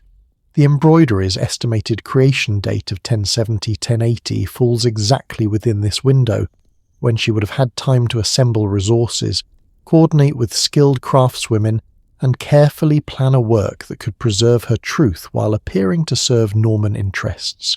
But beyond logistics, Edith had something that made her uniquely qualified to mastermind this kind of resistance project.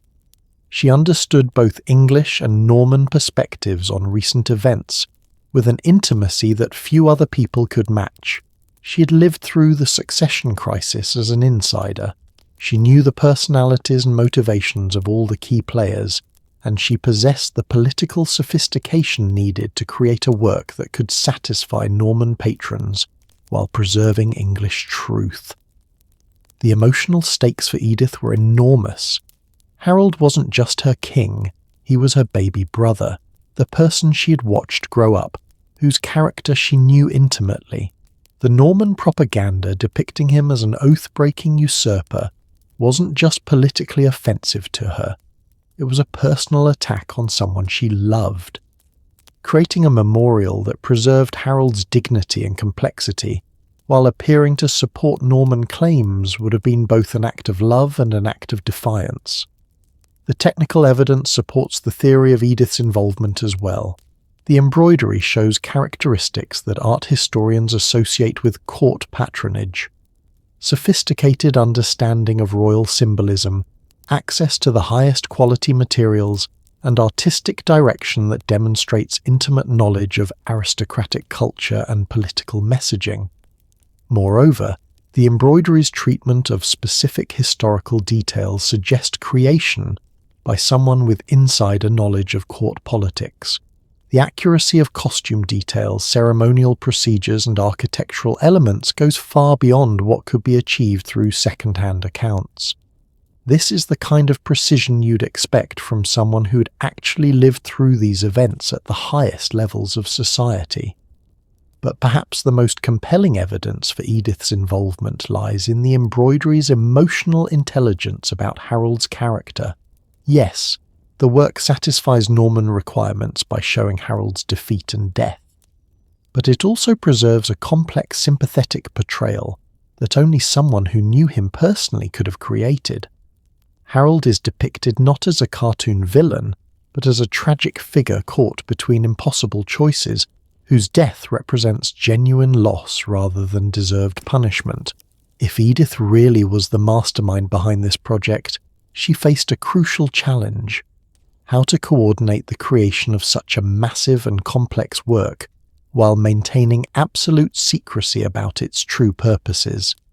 This would have required not just artistic vision, but also sophisticated understanding of project management, security protocols, and the psychology of collaboration under dangerous circumstances. The solution may have been to use the very networks and institutions that Norman authorities had left in place because they needed them. English convents and noble households still maintained workshops for creating religious and ceremonial textiles. English craftswomen still possess skills that Norman patrons required for their own status displays. By working within these existing systems, Edith could have coordinated a major resistance project while making it appear as routine production of luxury goods for Norman consumption. The genius of this approach was that it turned Norman needs into opportunities for English expression. Norman lords wanted magnificent embroidered works to demonstrate their wealth and sophistication, but they didn't have the cultural knowledge to recognize when those works contained hidden messages supporting English perspectives. Edith could have given them exactly what they wanted on the surface, while embedding within it everything they were trying to suppress. If our theory is correct, then Edith managed to accomplish something extraordinary. She turned her conquerors into the unwitting protectors of her resistance. She created a memorial to her brother and her lost homeland that was so skillfully disguised as Norman propaganda that Norman nobles took pride in displaying it, never realizing they were showcasing the very English perspectives they had tried to eliminate. But success at this level of deception required more than just Edith's planning and resources. It required a network of collaborators who shared her vision and were willing to risk everything to preserve their truth while maintaining perfect operational security. The scale and sophistication of what we're uncovering suggests that if Edith was indeed the mastermind, she wasn't working alone. She was coordinating what may have been the most sophisticated conspiracy in medieval history, one that has kept its secrets for nearly 1,000 years. Money talks, even in medieval times, and when you start following the financial trail behind the Bayeux embroidery, you uncover something that changes everything we thought we knew about how this masterpiece came to exist. Because creating this work wasn't just an artistic challenge, it was a massive economic undertaking that would have cost the equivalent of millions of dollars in today's money. And the more we understand about medieval economics, the more mysterious this project becomes. Let me put this in perspective for you. Creating the Bayeux embroidery required approximately 230 feet of high-quality linen. That's nearly the length of a football field. In 11th century terms, this much fine linen would have cost roughly the same as 50 head of cattle, or enough grain to feed a village for 6 months. We're talking about serious money here, not pocket change. But that's just the foundation material. The embroidery used an estimated 1,500 meters of wool thread in 8 different colors. Medieval dyes were expensive because they required specific plants, minerals, and processing techniques that only specialists understood. The brilliant blue alone, made from woad, would have required processing hundreds of pounds of plant material. The deep red, created from madder root, needed even more complex preparation. Just the raw materials for the thread would have cost as much as a modest manor house. Then there's the labour. Conservative estimates suggest the embroidery required somewhere between 6,000 and 10,000 hours of skilled needlework. Even if we assume the most efficient possible work pace, we're talking about a minimum of 3 years of full-time labour by expert embroiderers. In medieval economic terms, skilled craftswomen earned wages comparable to master carpenters or stonemasons. The labour costs alone would have been equivalent to building a small church. Add it all up, and you're looking at a project that would have cost somewhere between $2 and $4 million in today's purchasing power. This wasn't a craft project that someone whipped up in their spare time. This was a major economic undertaking that required substantial financing, careful planning, and sophisticated project management. But here's where our mystery deepens. There's no record of anyone paying for this project. No contracts, no payment schedules, no accounting records. In a medieval world where major artistic commissions were carefully documented for tax and legal purposes, the complete absence of financial records is almost impossible to explain. This brings us to a fascinating question. How did a project this expensive get funded without leaving any paper trail? The answer may lie in understanding how medieval women's economic networks actually functioned, because they operated in ways that were largely invisible to the male-dominated record-keeping systems of the time. Medieval convents, for instance, weren't just religious institutions. They were sophisticated economic enterprises. English nunneries in the 11th century controlled vast agricultural estates, ran textile workshops, operated lending systems, and maintained complex trade relationships. Most importantly for our story, they had what economists call off-books resources, wealth and capabilities that didn't appear in official records because they operated through informal networks and traditional arrangements. The Abbess of Wilton, for example, controlled estates worth approximately $200 per year in 11th century money, roughly equivalent to $20 million annually in today's terms.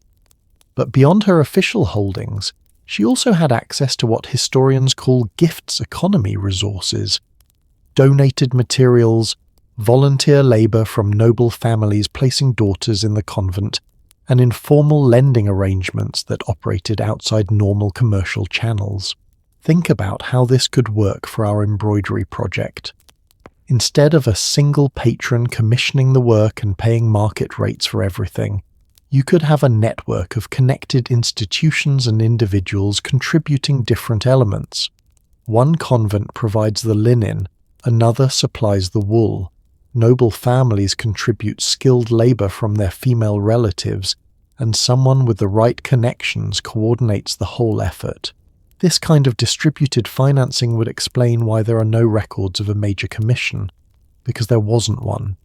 Instead, there was a collaborative effort that operated through existing social and economic networks in ways that left minimal documentary evidence. But there's another economic puzzle that makes this story even more intriguing. What happened to the embroidery after it was completed? Because if English institutions created this work as a memorial or resistance project, how did it end up in Norman hands to be displayed as conquest propaganda? The answer may lie in one of the most traumatic economic events in post-conquest England: the systematic confiscation of English institutional wealth. Between 1070 and 1080, William's administration seized assets from hundreds of English religious houses, redistributing them to Norman institutions and nobles. Many English convents lost their independence entirely, being merged with Norman houses or placed under Norman administration. Historical records show that during this period, thousands of valuable objects, manuscripts, precious metals, textiles, and artworks were transferred from English to Norman ownership. Most of these transfers weren't purchases or sales. They were confiscations disguised as reforms or administrative reorganization. What if the Bayeux embroidery was discovered during one of these institutional seizures? Picture Norman administrators going through the possessions of a dissolved English convent, finding this magnificent embroidery and recognizing its propaganda value without understanding its true origins or embedded messages. They would see a work that appeared to celebrate Norman victory and support their version of recent events, exactly what they'd want to display in their cathedral. The irony would be perfect. English nuns create a memorial to their conquered king, financing it through their own economic networks and embedding it with subtle resistance messages.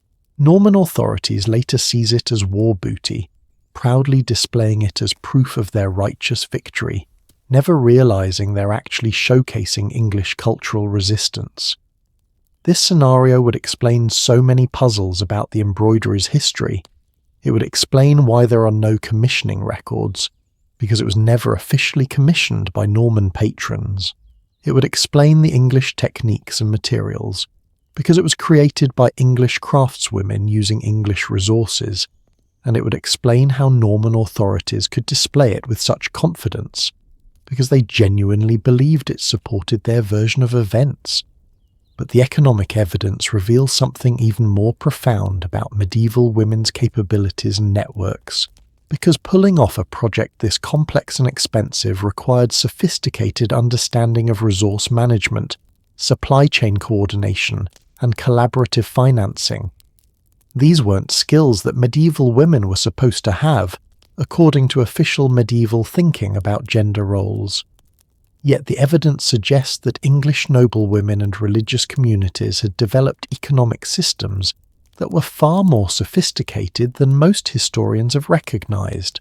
They were running what were essentially medieval venture capital networks, pooling resources across multiple institutions to fund projects that served their shared interests. The Bayeux embroidery may be the most spectacular example of what these networks could accomplish, but it probably wasn't unique.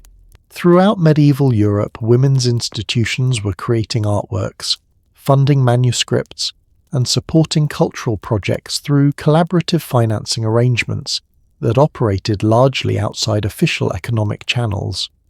This has profound implications for how we understand medieval society and women's roles within it, because if women could organise and finance a project as complex as the Bayeux embroidery, what else were they capable of that has been lost to historical records? How many other medieval mysteries might actually be examples of women's economic and cultural networks operating in ways that male chroniclers didn't notice or understand? The economic trail also reveals something important about the scale of English cultural resistance after the Norman Conquest. This wasn't just individual acts of defiance. It was coordinated institutional resistance funded through sophisticated economic networks. The English religious and noble communities had the resources and organisational capacity to mount serious cultural preservation efforts, even under Norman occupation. But perhaps most importantly, the economic evidence shows us something about the long-term thinking behind this project. The women who financed and created the Bayeux embroidery weren't just responding to immediate political events. They were making a substantial investment in cultural preservation that they hoped would pay dividends for centuries to come. They understood that controlling historical narrative is ultimately about economic power. Whoever can afford to create and preserve stories will shape how future generations remember the past. By pooling their resources to create this masterpiece, they were essentially investing in historical influence, using their economic networks to ensure that their version of events would survive even if their political power was destroyed. And their investment strategy worked brilliantly. Nearly 1,000 years later, we're still discovering the sophistication of what they accomplished, still learning to read the messages they embedded in their work, still marvelling at their ability to preserve their truth while appearing to serve their enemies' interests. But to fully appreciate the genius of their approach, we need to understand how they managed to coordinate such a complex project while maintaining perfect operational security. Because creating a resistance masterpiece is one thing, keeping it secret from Norman authorities while you're doing it is something else entirely. And that brings us to perhaps the most remarkable aspect of this entire story, how a medieval conspiracy managed to stay hidden for nearly 10 centuries. Understanding the enemy is the first rule of effective resistance. And if we're going to fully appreciate what the women behind the Bayeux embroidery accomplished, we need to understand exactly what they were up against. One of the most sophisticated propaganda operations in medieval history. Because the Norman Conquest wasn't just a military campaign. It was a comprehensive effort to rewrite reality itself, to make an aggressive land grab look like righteous justice, and to convince all of medieval Europe that William the Conqueror was the legitimate heir to the English throne. Let me take you inside the medieval equivalent of a war room, where Norman propagandists were working overtime to justify what was essentially an invasion based on questionable legal claims. Because William didn't just need to win the battle at Hastings, he needed to win the much more difficult battle for legitimacy that would determine whether his conquest would be accepted by medieval Europe or condemned as naked aggression. The challenge was By the legal standards of medieval politics, William's claim to the English throne was shaky at best. Yes, he insisted that Harold had sworn an oath to support his succession, but oath-making in 11th century politics was complex, and there were multiple ways to argue that Harold's oath was either invalid or superseded by later events. More problematically for William, Harold had been formally crowned by English nobles and clergy, giving him exactly the kind of legitimacy that was very difficult to challenge under medieval law. So Norman spin doctors had to get creative. They needed to construct a narrative that transformed William from a foreign invader into a rightful heir reclaiming stolen property. They had to make Harold appear as a villainous oath-breaker whose death represented divine justice, rather than a legitimate king defending his realm against foreign aggression. And they had to make the entire Norman expedition look like a holy war blessed by God, rather than an opportunistic grab for wealth and power. The Bayeux embroidery, on its surface, tells exactly this Norman story with remarkable consistency. William is portrayed as reluctant but righteous, forced to invade only after Harold's betrayal made it necessary. Harold is shown as initially honourable but ultimately treacherous, whose fall at Hastings represents cosmic justice for oath-breaking. The entire Norman expedition is depicted as divinely sanctioned, supported by the Pope and morally justified by English perfidy. But here's where understanding propaganda techniques becomes crucial for our detective story. Once you know what Norman propagandists were trying to achieve, you can start to identify the subtle ways that the embroidery's creators undermined their message while appearing to support it. It's like being able to spot the hairline cracks in a carefully constructed facade. Take the famous oath scene, where Harold supposedly swears allegiance to William at Bayeux. This moment is absolutely central to Norman propaganda. Without Harold's oath, William has no legal claim to the English throne whatsoever. Norman chroniclers like William of Poitiers describe this oath in elaborate detail, emphasizing its sacred nature, the specific relics it was sworn upon, and the binding terms of Harold's commitment to support William's succession. But examine how this crucial scene is actually depicted in the embroidery.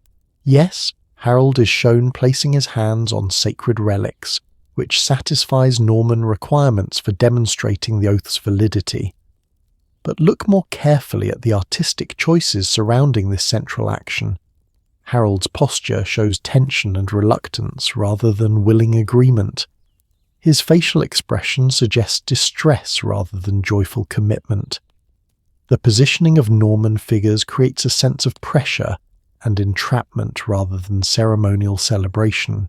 Most tellingly, the way the scene is visually composed makes it appear that Harold is surrounded and trapped, with no clear path of escape, essentially coerced into making a commitment under duress.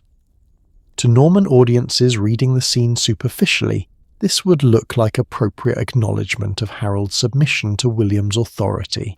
But to English viewers familiar with legal traditions about forced oaths, the same visual evidence would actually undermine the oath's legitimacy by suggesting it was made under coercion. This is incredibly sophisticated visual argumentation. The embroidery satisfies Norman requirements by showing the oath ceremony, but it depicts the circumstances in ways that English audiences could interpret as evidence of Norman pressure tactics rather than Harold's free choice. Same basic narrative elements, completely different legal and moral implications depending on how you read the artistic details. The embroidery uses similar counter-propaganda techniques throughout the conquest sequence. Yes, it shows Norman military superiority and ultimate victory, but it consistently depicts Norman tactics in ways that emphasize their brutality rather than their righteousness.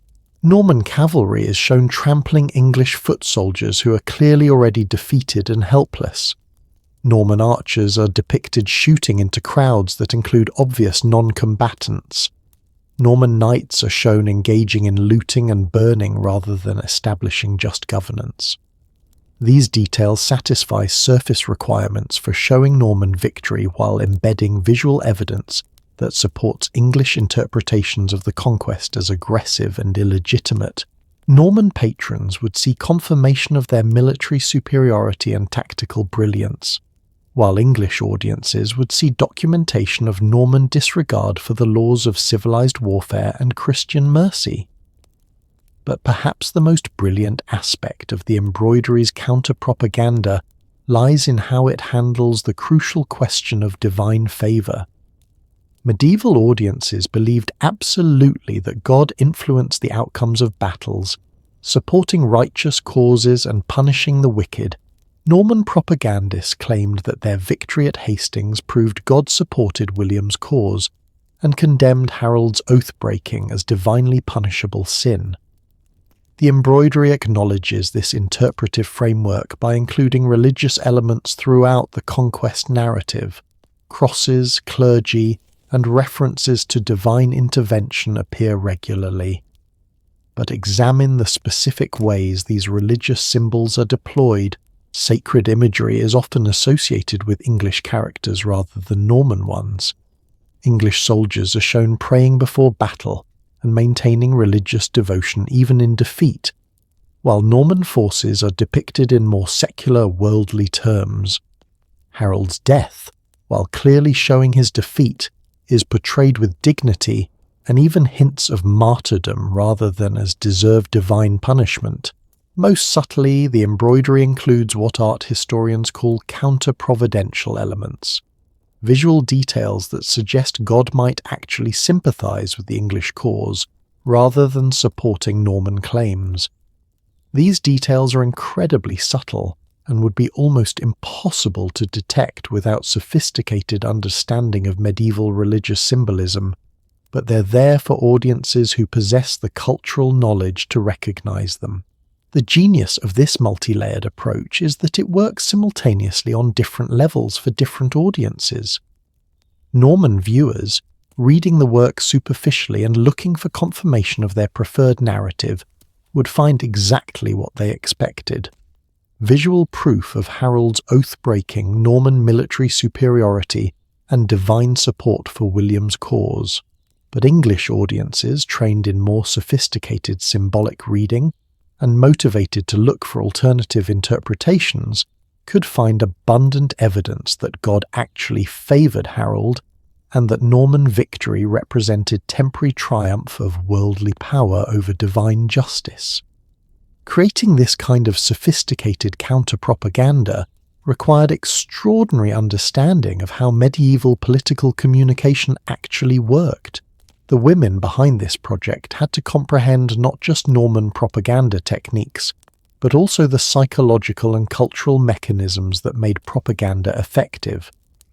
They needed to understand how different audiences would interpret the same visual information, and how to embed alternative messages that would survive Norman scrutiny while remaining accessible to English viewers. Think about what this means in terms of medieval media literacy. These women were essentially operating a counterintelligence network, using their understanding of propaganda psychology to create what may be history's first example of embedded media criticism. They were deconstructing Norman narratives while appearing to support them, creating a work that functions simultaneously as propaganda and sophisticated anti-propaganda. But there's an even deeper level to their achievement that reveals just how advanced their understanding of power and communication really was. They weren't just responding to immediate Norman propaganda. They were thinking strategically about how historical memory gets shaped over generations by whoever controls the narrative infrastructure of society. They understood that medieval chroniclers were almost entirely male, almost entirely clerical, and increasingly dominated by Norman perspectives after the conquest. They knew that official histories would inevitably reflect Norman viewpoints, and that English perspectives would be marginalized or eliminated from written records. So they created a visual counter-narrative that could preserve alternative interpretations in ways that written chronicles couldn't suppress or control. They were essentially creating what we might call a backup system for English historical memory, encoding their truth in a medium that would survive even if all contrary written accounts were destroyed or suppressed.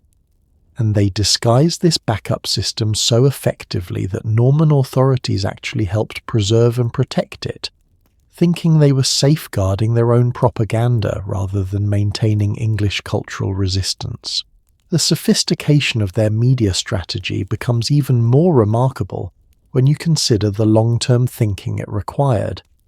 These women weren't just creating counter-propaganda for immediate political impact. They were building a time capsule that would preserve their perspective for future generations, who might develop the analytical tools necessary to decode their hidden messages. They understood something profound about how truth survives across historical periods. Propaganda wars aren't won or lost in single campaigns, but across generations of cultural transmission and reinterpretation.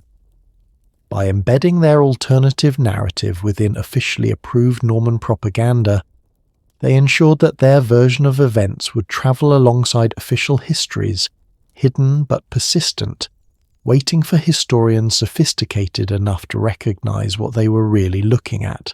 And their strategy worked brilliantly. For nearly 1,000 years, their embedded counter-narrative has survived within one of medieval Europe's most famous artworks, disguised so effectively that even as the embroidery was studied, analysed, and celebrated, its creator's true message remained hidden in plain sight, preserved for the moment when we would finally develop the tools and perspective necessary to understand what they had really accomplished. But to appreciate the full audacity of what they achieved, we need to understand not just how they encoded their resistance, but how they managed to create and preserve their masterpiece, despite operating under conditions where discovery would have meant death. Because the more we uncover about their hidden messages, the more we realize that we're looking at evidence of something that should have been impossible. A completed resistance project that managed to keep its secrets intact for nearly 10 centuries. Imagine discovering that the most famous story you've ever heard is missing its ending, that everything you thought you knew about how it concluded was actually just speculation, because the real conclusion was deliberately destroyed centuries ago. That's exactly what we're dealing with when it comes to the Bayeux embroidery. And the mystery of its lost ending may hold the key to understanding the most audacious act of historical revisionism in medieval history. Here's something that will blow your mind. The Bayeux embroidery as we know it today is incomplete. The version displayed in the museum, the one that appears in textbooks and documentaries, cuts off abruptly right after Harold's death at Hastings. But historical evidence suggests that the original work continued for at least another 15 to 20 feet, depicting events that happened after the battle. Those final scenes have vanished, and their disappearance may not have been accidental. Contemporary descriptions of the embroidery from medieval chroniclers mention details that simply aren't in the surviving work. An 18th century antiquarian named Andrew Ducarel, who studied the embroidery before parts of it were lost, described scenes showing William's coronation in Westminster Abbey, his early struggles to control English rebellions, and what he cryptically referred to as the consequences of conquest upon the English people. But here's where it gets really interesting. Ducarel's notes suggest that these final scenes were dramatically different in tone from the rest of the embroidery. While the earlier sections maintain the careful balance between Norman propaganda and English sympathy that we've been discussing, the lost ending apparently dropped all pretense of diplomatic neutrality. According to Ducarel, the final scenes depicted Norman rule in England with what he called troubling honesty about its impact on the conquered population.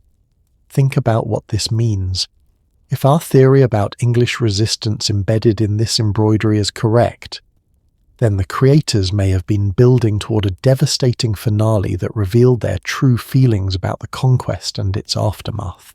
They may have used the first 200 feet of embroidery to establish credibility with Norman patrons, earning their trust and protection, before delivering a final sequence that told the real story of what Norman rule meant for ordinary English people. The evidence for this theory comes from multiple sources.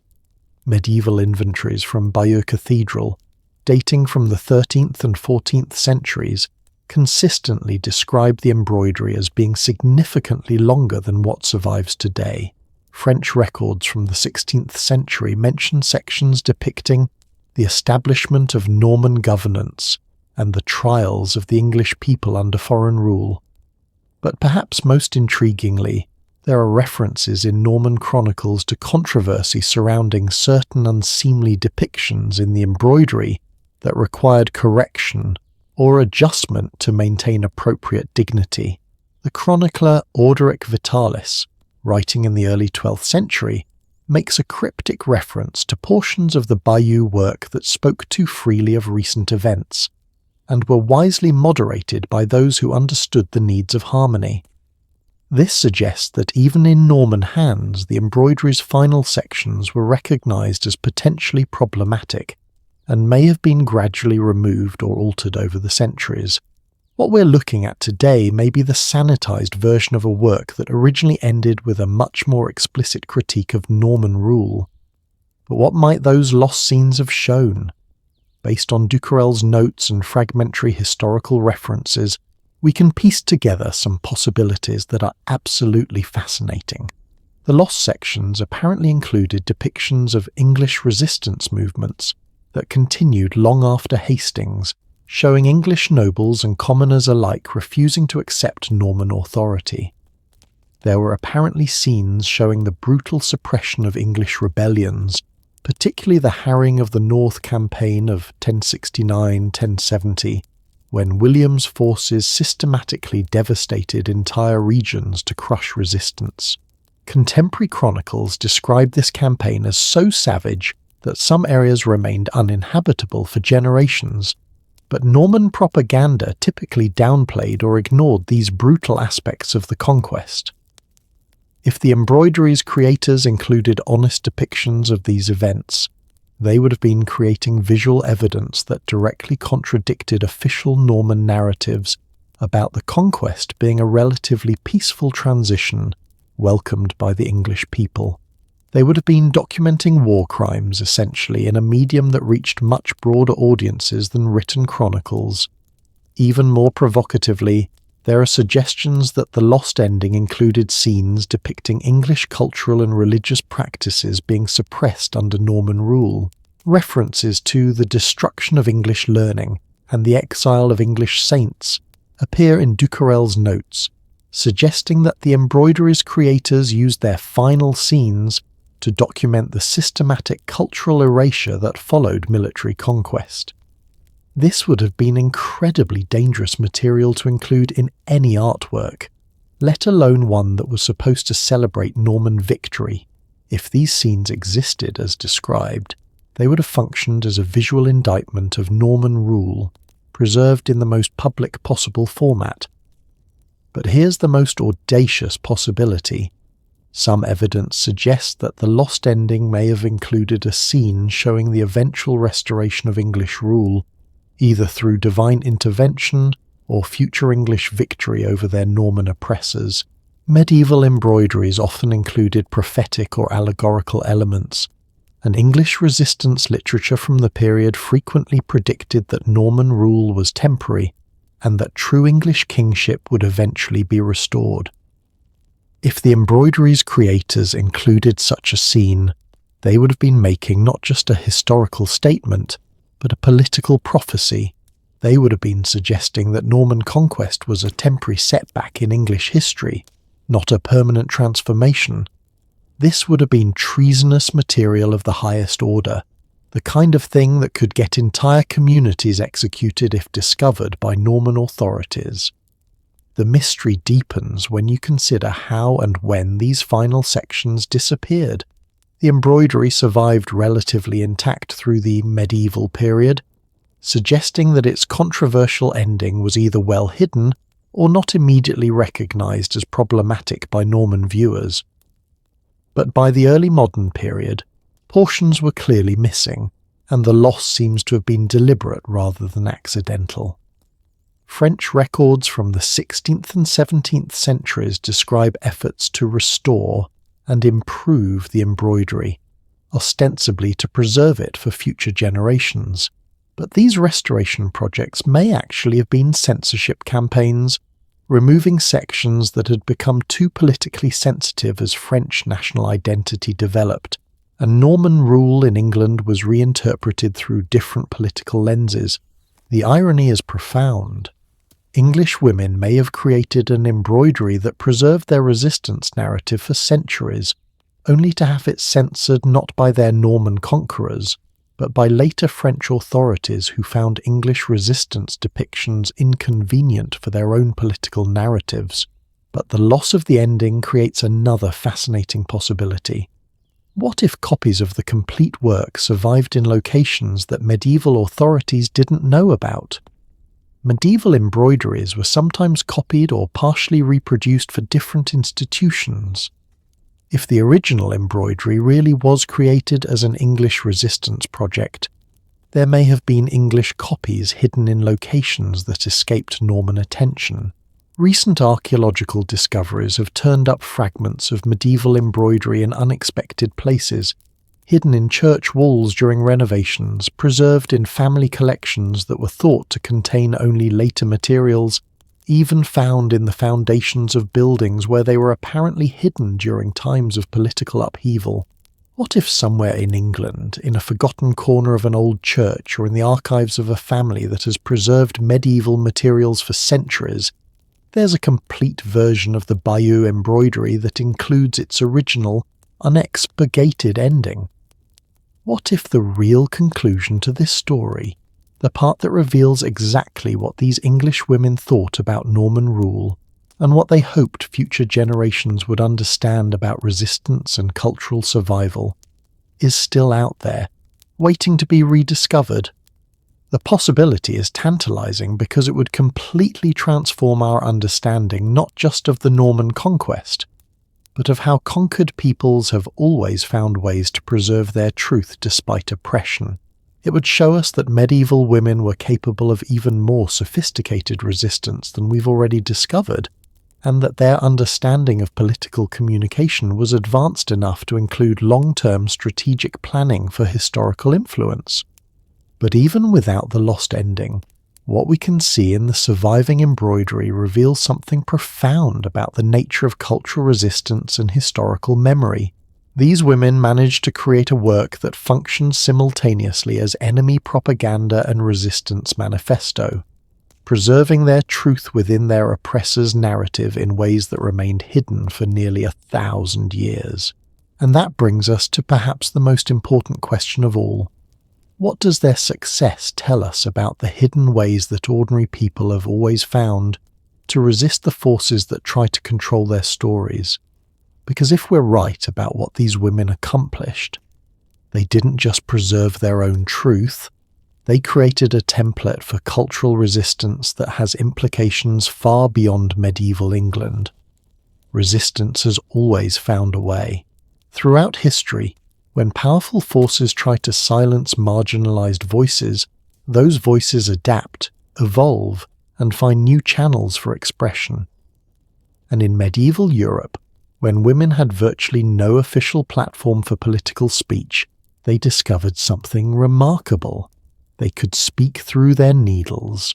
What we're uncovering about the Bayeux embroidery is just one example of a much larger phenomenon, a hidden tradition of women using textile arts as a form of political communication that has been operating right under our noses for over 1,000 years.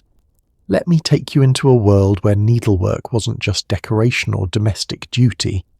It was a sophisticated form of underground journalism. Because once you start looking at medieval embroidery through this lens, you realize that women have been encoding political messages, social commentary, and resistance narratives in their textile work for centuries. The Bayeux embroidery wasn't an isolated case of clever subversion. It was part of a systematic tradition of female political expression that historians are only beginning to understand. Think about the genius of this medium for a moment. In medieval society, embroidery was not only accepted women's work, It was expected. Noble and religious women were supposed to spend significant portions of their time creating elaborate needlework for ceremonial, religious, and decorative purposes. This meant they had legitimate access to materials, workspace, and collaborative networks that could support sophisticated artistic projects without arousing suspicion. But more importantly, embroidery was considered harmless by male authorities. Unlike writing, which was viewed as potentially dangerous and was heavily regulated in religious and political contexts, needlework was seen as naturally feminine, inherently non-threatening, and safely removed from serious political discourse. This perception created perfect cover for women who wanted to engage in political communication while appearing to fulfill traditional gender expectations. The evidence for this tradition is scattered across Europe in ways that suggest it was far more widespread than anyone has previously recognized. Take the Opus Anglicanum pieces housed in the Victoria and Albert Museum.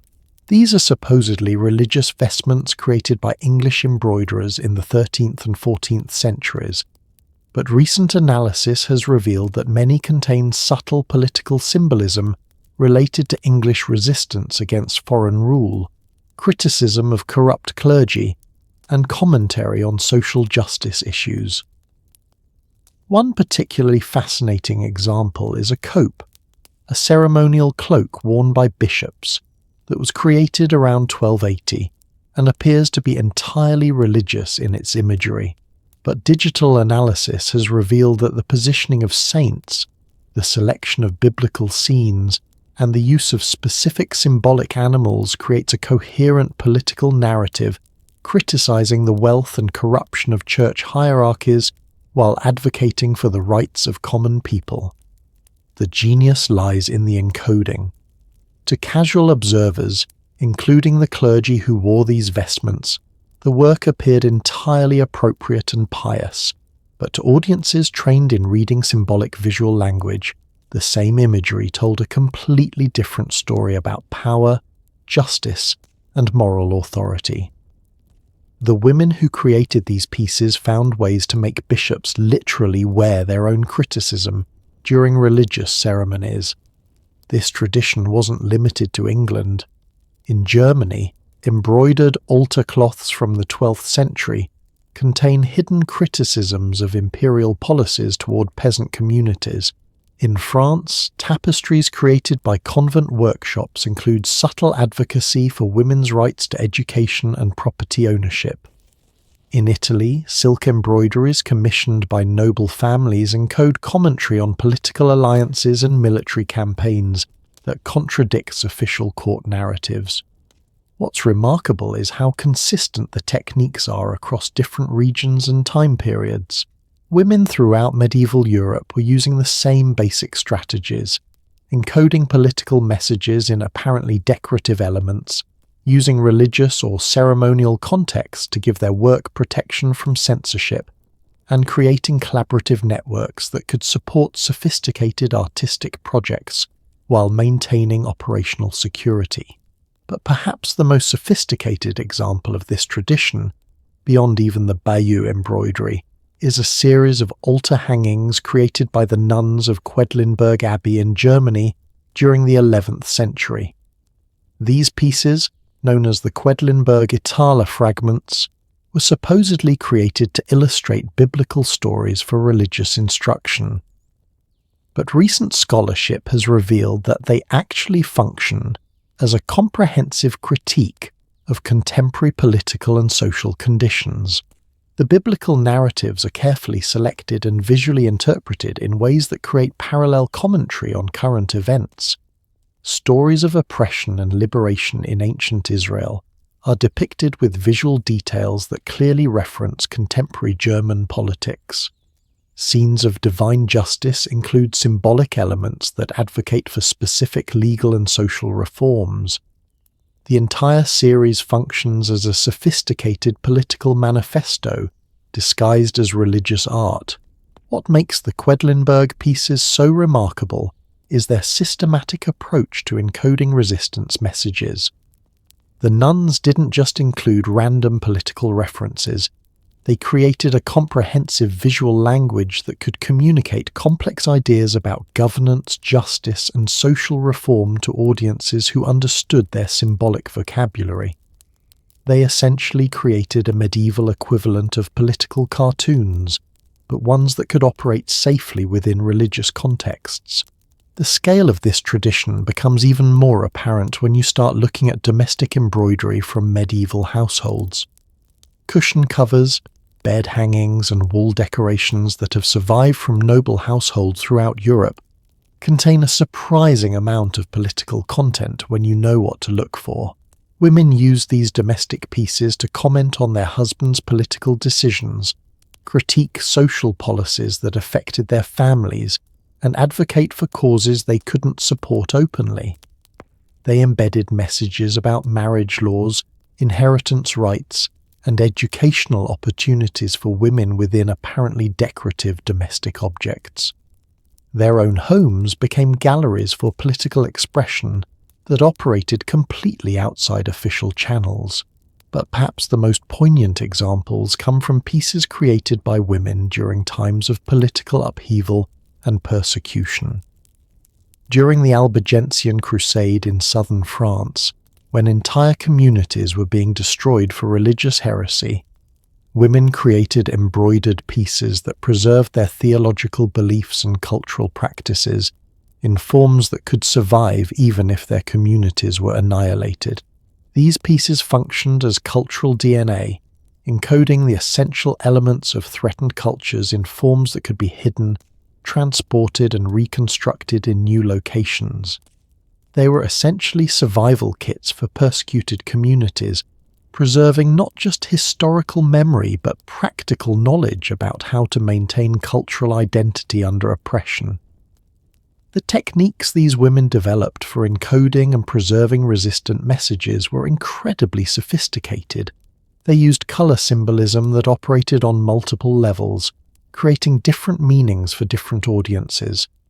They employed compositional strategies that could hide subversive content within approved narrative frameworks. They developed collaborative methods that could coordinate complex political messaging across multiple pieces and multiple locations. Most importantly, they created transmission systems that could pass this encoded knowledge from one generation to the next. Older women trained younger ones not just in needlework techniques, but in the symbolic languages and encoding strategies that made political communication possible. They essentially ran underground schools for political expression, disguised as traditional craft instruction. This tradition helps explain why the Bayeux embroidery's creators were so sophisticated in their resistance strategies. They weren't inventing these techniques. They were drawing on a well-established tradition of female political communication that had been developing for centuries.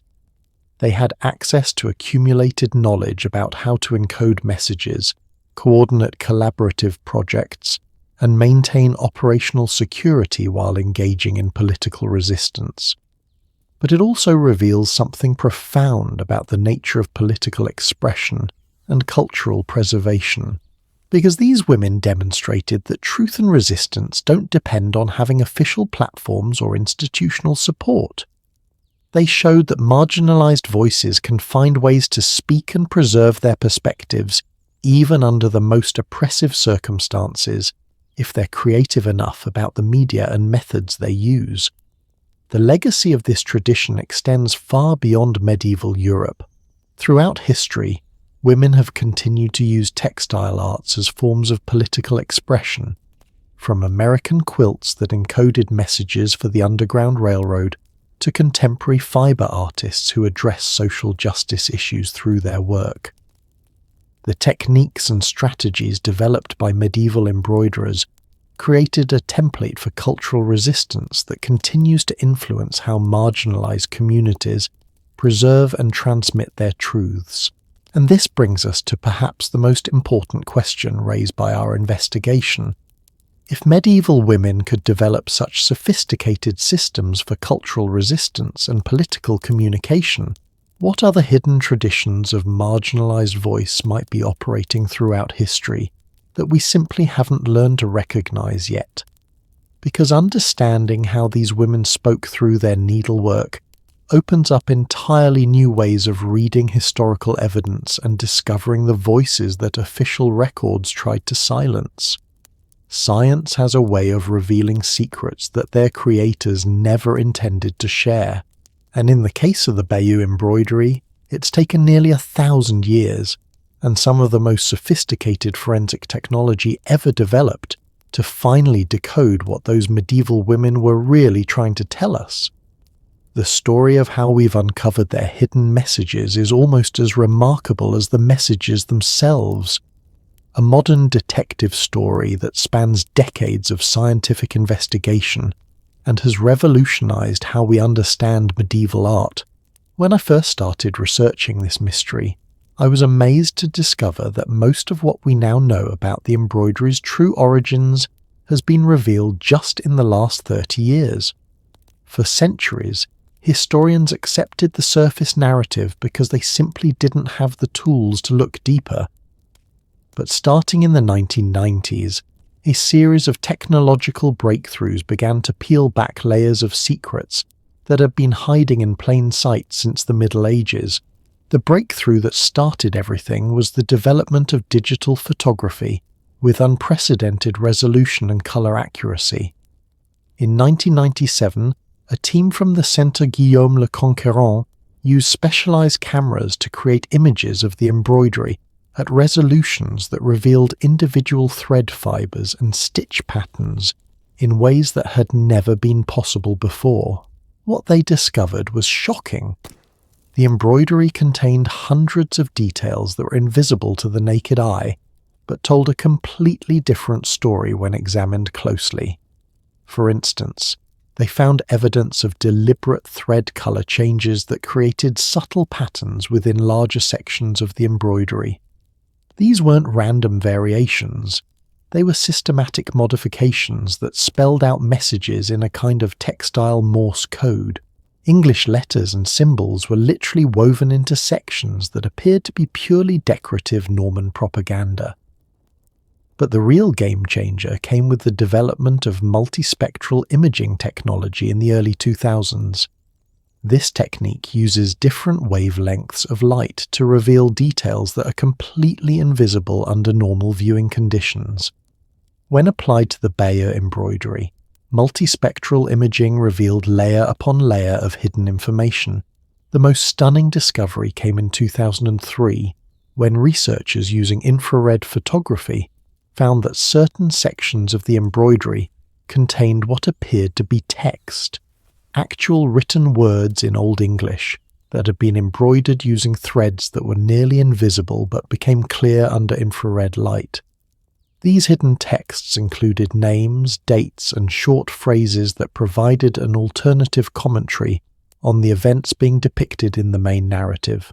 One particularly remarkable example was found in the section depicting Harold's coronation. Under normal light, this scene appears to show Harold being crowned with appropriate ceremony and legitimacy. But infrared imaging revealed hidden text embroidered around the margins that roughly translates to rightful king, wrongly taken, remembered always. It's a memorial inscription that completely contradicts the surface narrative while remaining invisible to Norman patrons who would have seen only the apparent confirmation of their preferred story.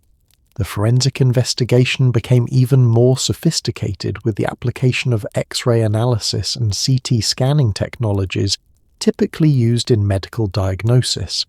These techniques allowed researchers to look inside the embroidery structure without damaging it, revealing information about how individual sections were constructed and when different elements were added or modified. What they discovered was revolutionary. The embroidery showed clear evidence of systematic planning and coordination that suggested a much more sophisticated organizational structure than anyone had previously imagined. Different sections used slightly different thread compositions and preparation techniques, but they were coordinated in ways that created a unified artistic vision. This wasn't the work of random craftswomen following orders. This was a carefully orchestrated project with sophisticated quality control and artistic direction. But perhaps the most remarkable technological breakthrough came with the development of DNA analysis techniques that could be applied to ancient organic materials. In 2018, researchers extracted microscopic DNA samples from the wool threads used in the embroidery and were able to trace them back to specific regions and even specific breeds of sheep. The results were stunning. The wool came from at least 12 different flocks spread across southern England, but all the samples showed genetic markers consistent with sheep breeds that were particularly common in the Canterbury region during the 11th century. This provided the strongest physical evidence yet that the embroidery was created in England, not Normandy, and that it represented a coordinated effort drawing on resources from multiple English communities. Even more intriguingly, the DNA analysis revealed that some of the wool had been processed using techniques that were distinctly English and different from Norman methods. The way the fibres had been prepared, dyed and spun all pointed to English workshops using traditional English techniques that had been passed down through generations of craftswomen. But the technological investigation also revealed something unexpected. Evidence that the embroidery had been deliberately modified at multiple points throughout its history. Chemical analysis of different sections showed that some portions had been re-embroidered or altered, using threads that dated from different time periods. This suggested that the embroidery's history was even more complex than anyone had realized. It wasn't just created once and then preserved unchanged. It had been an evolving document, modified and updated by different hands across multiple centuries. Some of these modifications appeared to be repairs or restoration efforts, but others seemed to be deliberate alterations that changed the meaning or emphasis of specific scenes. Most intriguingly, some of the later modifications appeared to be attempts to tone down or disguise the resistance messages that the original creators had embedded in the work. Areas where infrared imaging revealed the most explicit anti-Norman commentary showed evidence of being re-embroidered with more neutral imagery. It was as if later caretakers of the embroidery recognized its subversive content and tried to make it safer for public display. The development of artificial intelligence and machine learning technologies has opened up entirely new possibilities for analyzing the embroidery's hidden content. AI systems trained on medieval symbolic languages and artistic conventions can now identify patterns and connections that human researchers might miss. In 2022, a team at Oxford University used machine learning algorithms to analyze the distribution of symbolic elements throughout the embroidery, looking for systematic patterns that might reveal hidden organizational structures or encoded messages. What they found was remarkable. The embroidery contained what appeared to be a sophisticated indexing system, with specific symbols and color combinations that cross-reference different sections and created a kind of medieval hypertext structure. This suggests that the embroidery's creators weren't just telling a story, they were creating a complex information system that could be navigated and interpreted at multiple levels. Different audiences with different levels of knowledge could extract different amounts of information from the same visual elements, depending on their understanding of the symbolic code systems being used. But perhaps the most exciting recent development has been the application of quantum imaging techniques that can reveal details at the molecular level. These cutting-edge technologies are beginning to show us information about the embroidery that its creators embedded so deeply that it's taken until now for us to develop the tools sophisticated enough to detect it. Early results from quantum imaging suggest that the embroidery may contain information encoded at levels we're only beginning to understand. Some preliminary findings hint at the possibility that individual molecular structures in the thread dyes may have been deliberately modified to create patterns that carry information, essentially using chemistry as a form of data storage. If these early results are confirmed, it would mean that the women who created the Bayeux embroidery were using information encoding techniques that were only now sophisticated enough to recognize. They may have been operating at levels of technical and scientific understanding that we've dramatically underestimated. The cumulative impact of all these technological investigations has been to reveal that the Bayeux embroidery is far more complex, sophisticated, and subversive than anyone imagined for the first 9 centuries of its existence. What appeared to be a straightforward piece of Norman propaganda has been revealed as a multi-layered information system created by some of the most technically skilled and politically sophisticated women in medieval history.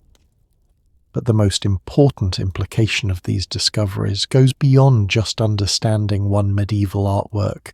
Because if these technologies can reveal such sophisticated hidden messages in the Bayeux embroidery, what other historical mysteries might actually be solved? Information systems created by marginalized voices that we simply haven't had the tools to decode until now? The techniques being developed to analyze the embroidery are now being applied to other medieval artworks, manuscripts, and artifacts across Europe. Early results suggest that hidden information systems and resistance messages may be far more common in medieval art than anyone previously realized. We may be on the verge of discovering an entire hidden layer of medieval communication that has been invisible to historians for centuries. And that brings us to the most profound question raised by our investigation. What does this discovery tell us about the nature of truth, resistance, and historical memory? Because if a group of medieval women could create such a sophisticated system for preserving their perspective on history, and if it's taken us 1,000 years and our most advanced technology to finally understand what they accomplished, what does that say about the voices and stories that we might still be missing? The threads of history are long, and sometimes they connect us to truths we never expected to find. As we reach the end of our journey through this remarkable mystery, I find myself thinking about something that would have amazed those medieval women who started it all. Their story didn't end when they put down their needles nearly 1,000 years ago. In fact, it's just beginning to reveal its true power, because what we've discovered about the Bayeux embroidery isn't just a fascinating historical detective story. It's a revelation about human nature that has profound implications for how we understand resistance, creativity, and the stubborn persistence of truth across generations. These women created more than just a hidden memorial to their conquered king. They created a template for cultural survival that continues to inspire and instruct people facing oppression around the world. Let me take you on one final journey, forward through time, to see how their innovative techniques for preserving truth and resisting cultural erasure have echoed through centuries of human struggle. Because once you understand what they accomplished, you start seeing their influence everywhere, in resistance movements, artistic traditions, and acts of cultural preservation that span from medieval Europe to modern digital activism. During the era of American slavery, enslaved African Americans developed what historians now recognize as one of the most sophisticated communication networks in history. Quilts that appeared to be simple domestic craft actually contain detailed maps, directional codes, and safety information for people escaping via the Underground Railroad. The log cabin pattern indicated safe houses. The flying geese design pointed toward escape routes north. The bear's paw warned of mountain paths and difficult terrain ahead. The similarities to medieval embroidery techniques are striking, using culturally accepted women's work to encode vital information, coordinating complex operations through informal networks, and maintaining operational security by making resistance activities appear as traditional domestic labor. These weren't coincidences. They were examples of universal human strategies for preserving and transmitting crucial knowledge under oppressive conditions. In Nazi-occupied Europe, Jewish women in ghettos and concentration camps used embroidery and needlework to record testimonies, preserve cultural memories, and maintain community connections under conditions designed to erase their very existence. A piece of embroidery found in the Theresienstadt ghetto contained, hidden within its decorative borders, the names and birth dates of children who'd been deported, ensuring their memory would survive even if they did not. The psychological power of this kind of cultural resistance cannot be overstated. By maintaining their ability to create, to preserve memory, and to communicate their truth, these women were asserting their humanity in the face of forces that sought to deny it entirely. They understood something profound about resistance. Sometimes the most important victories happen not on battlefields, but in the quiet spaces where people refuse to let their stories be erased. This pattern continued throughout the 20th century. During Soviet rule, women across Eastern Europe used traditional folk crafts to preserve family histories, religious practices, and cultural traditions that communist authorities were trying to eliminate. Latvian women embroidered family trees and religious symbols into seemingly innocent decorative pieces. Ukrainian women used traditional patterns to record stories of forced famines and cultural suppression. Estonian women created textiles that preserved the memory of deportations and resistance activities. But the influence of these techniques extends far beyond textile arts. The fundamental principles that medieval women developed, encoding resistance messages within culturally acceptable forms, using collaborative networks to coordinate sophisticated operations, and thinking strategically about long-term cultural preservation, have influenced freedom movements throughout modern history. During the American Civil Rights Movement, African American churches used gospel music, spirituals, and religious imagery to coordinate protest activities while appearing to engage in purely spiritual practices. Songs like "Wade in the Water" and "Follow the Drinking Gourd" functioned exactly like medieval embroidered messages. They contained practical information about escape routes and safety procedures, while maintaining plausible deniability as religious expression. In apartheid South Africa, women used traditional beadwork to record family histories that official documents tried to erase, preserve cultural practices that were being suppressed, and maintain communication networks that supported resistance activities. Each pattern, each color combination carried meaning that allowed communities to preserve their identity and coordinate resistance while appearing to engage in harmless traditional crafts. Even in our contemporary digital age, we see sophisticated versions of these medieval techniques. Online activists use memes, coded language, and visual symbols to communicate about sensitive topics while avoiding censorship algorithms. Social media users embed resistance messages in seemingly innocent content to reach broader audiences while maintaining safety from surveillance systems. The remarkable consistency of these strategies across different cultures, time periods, and technological contexts suggests something profound about human nature. When people are denied official platforms for expression, they invariably find alternative channels that allow them to preserve their truth and maintain their dignity.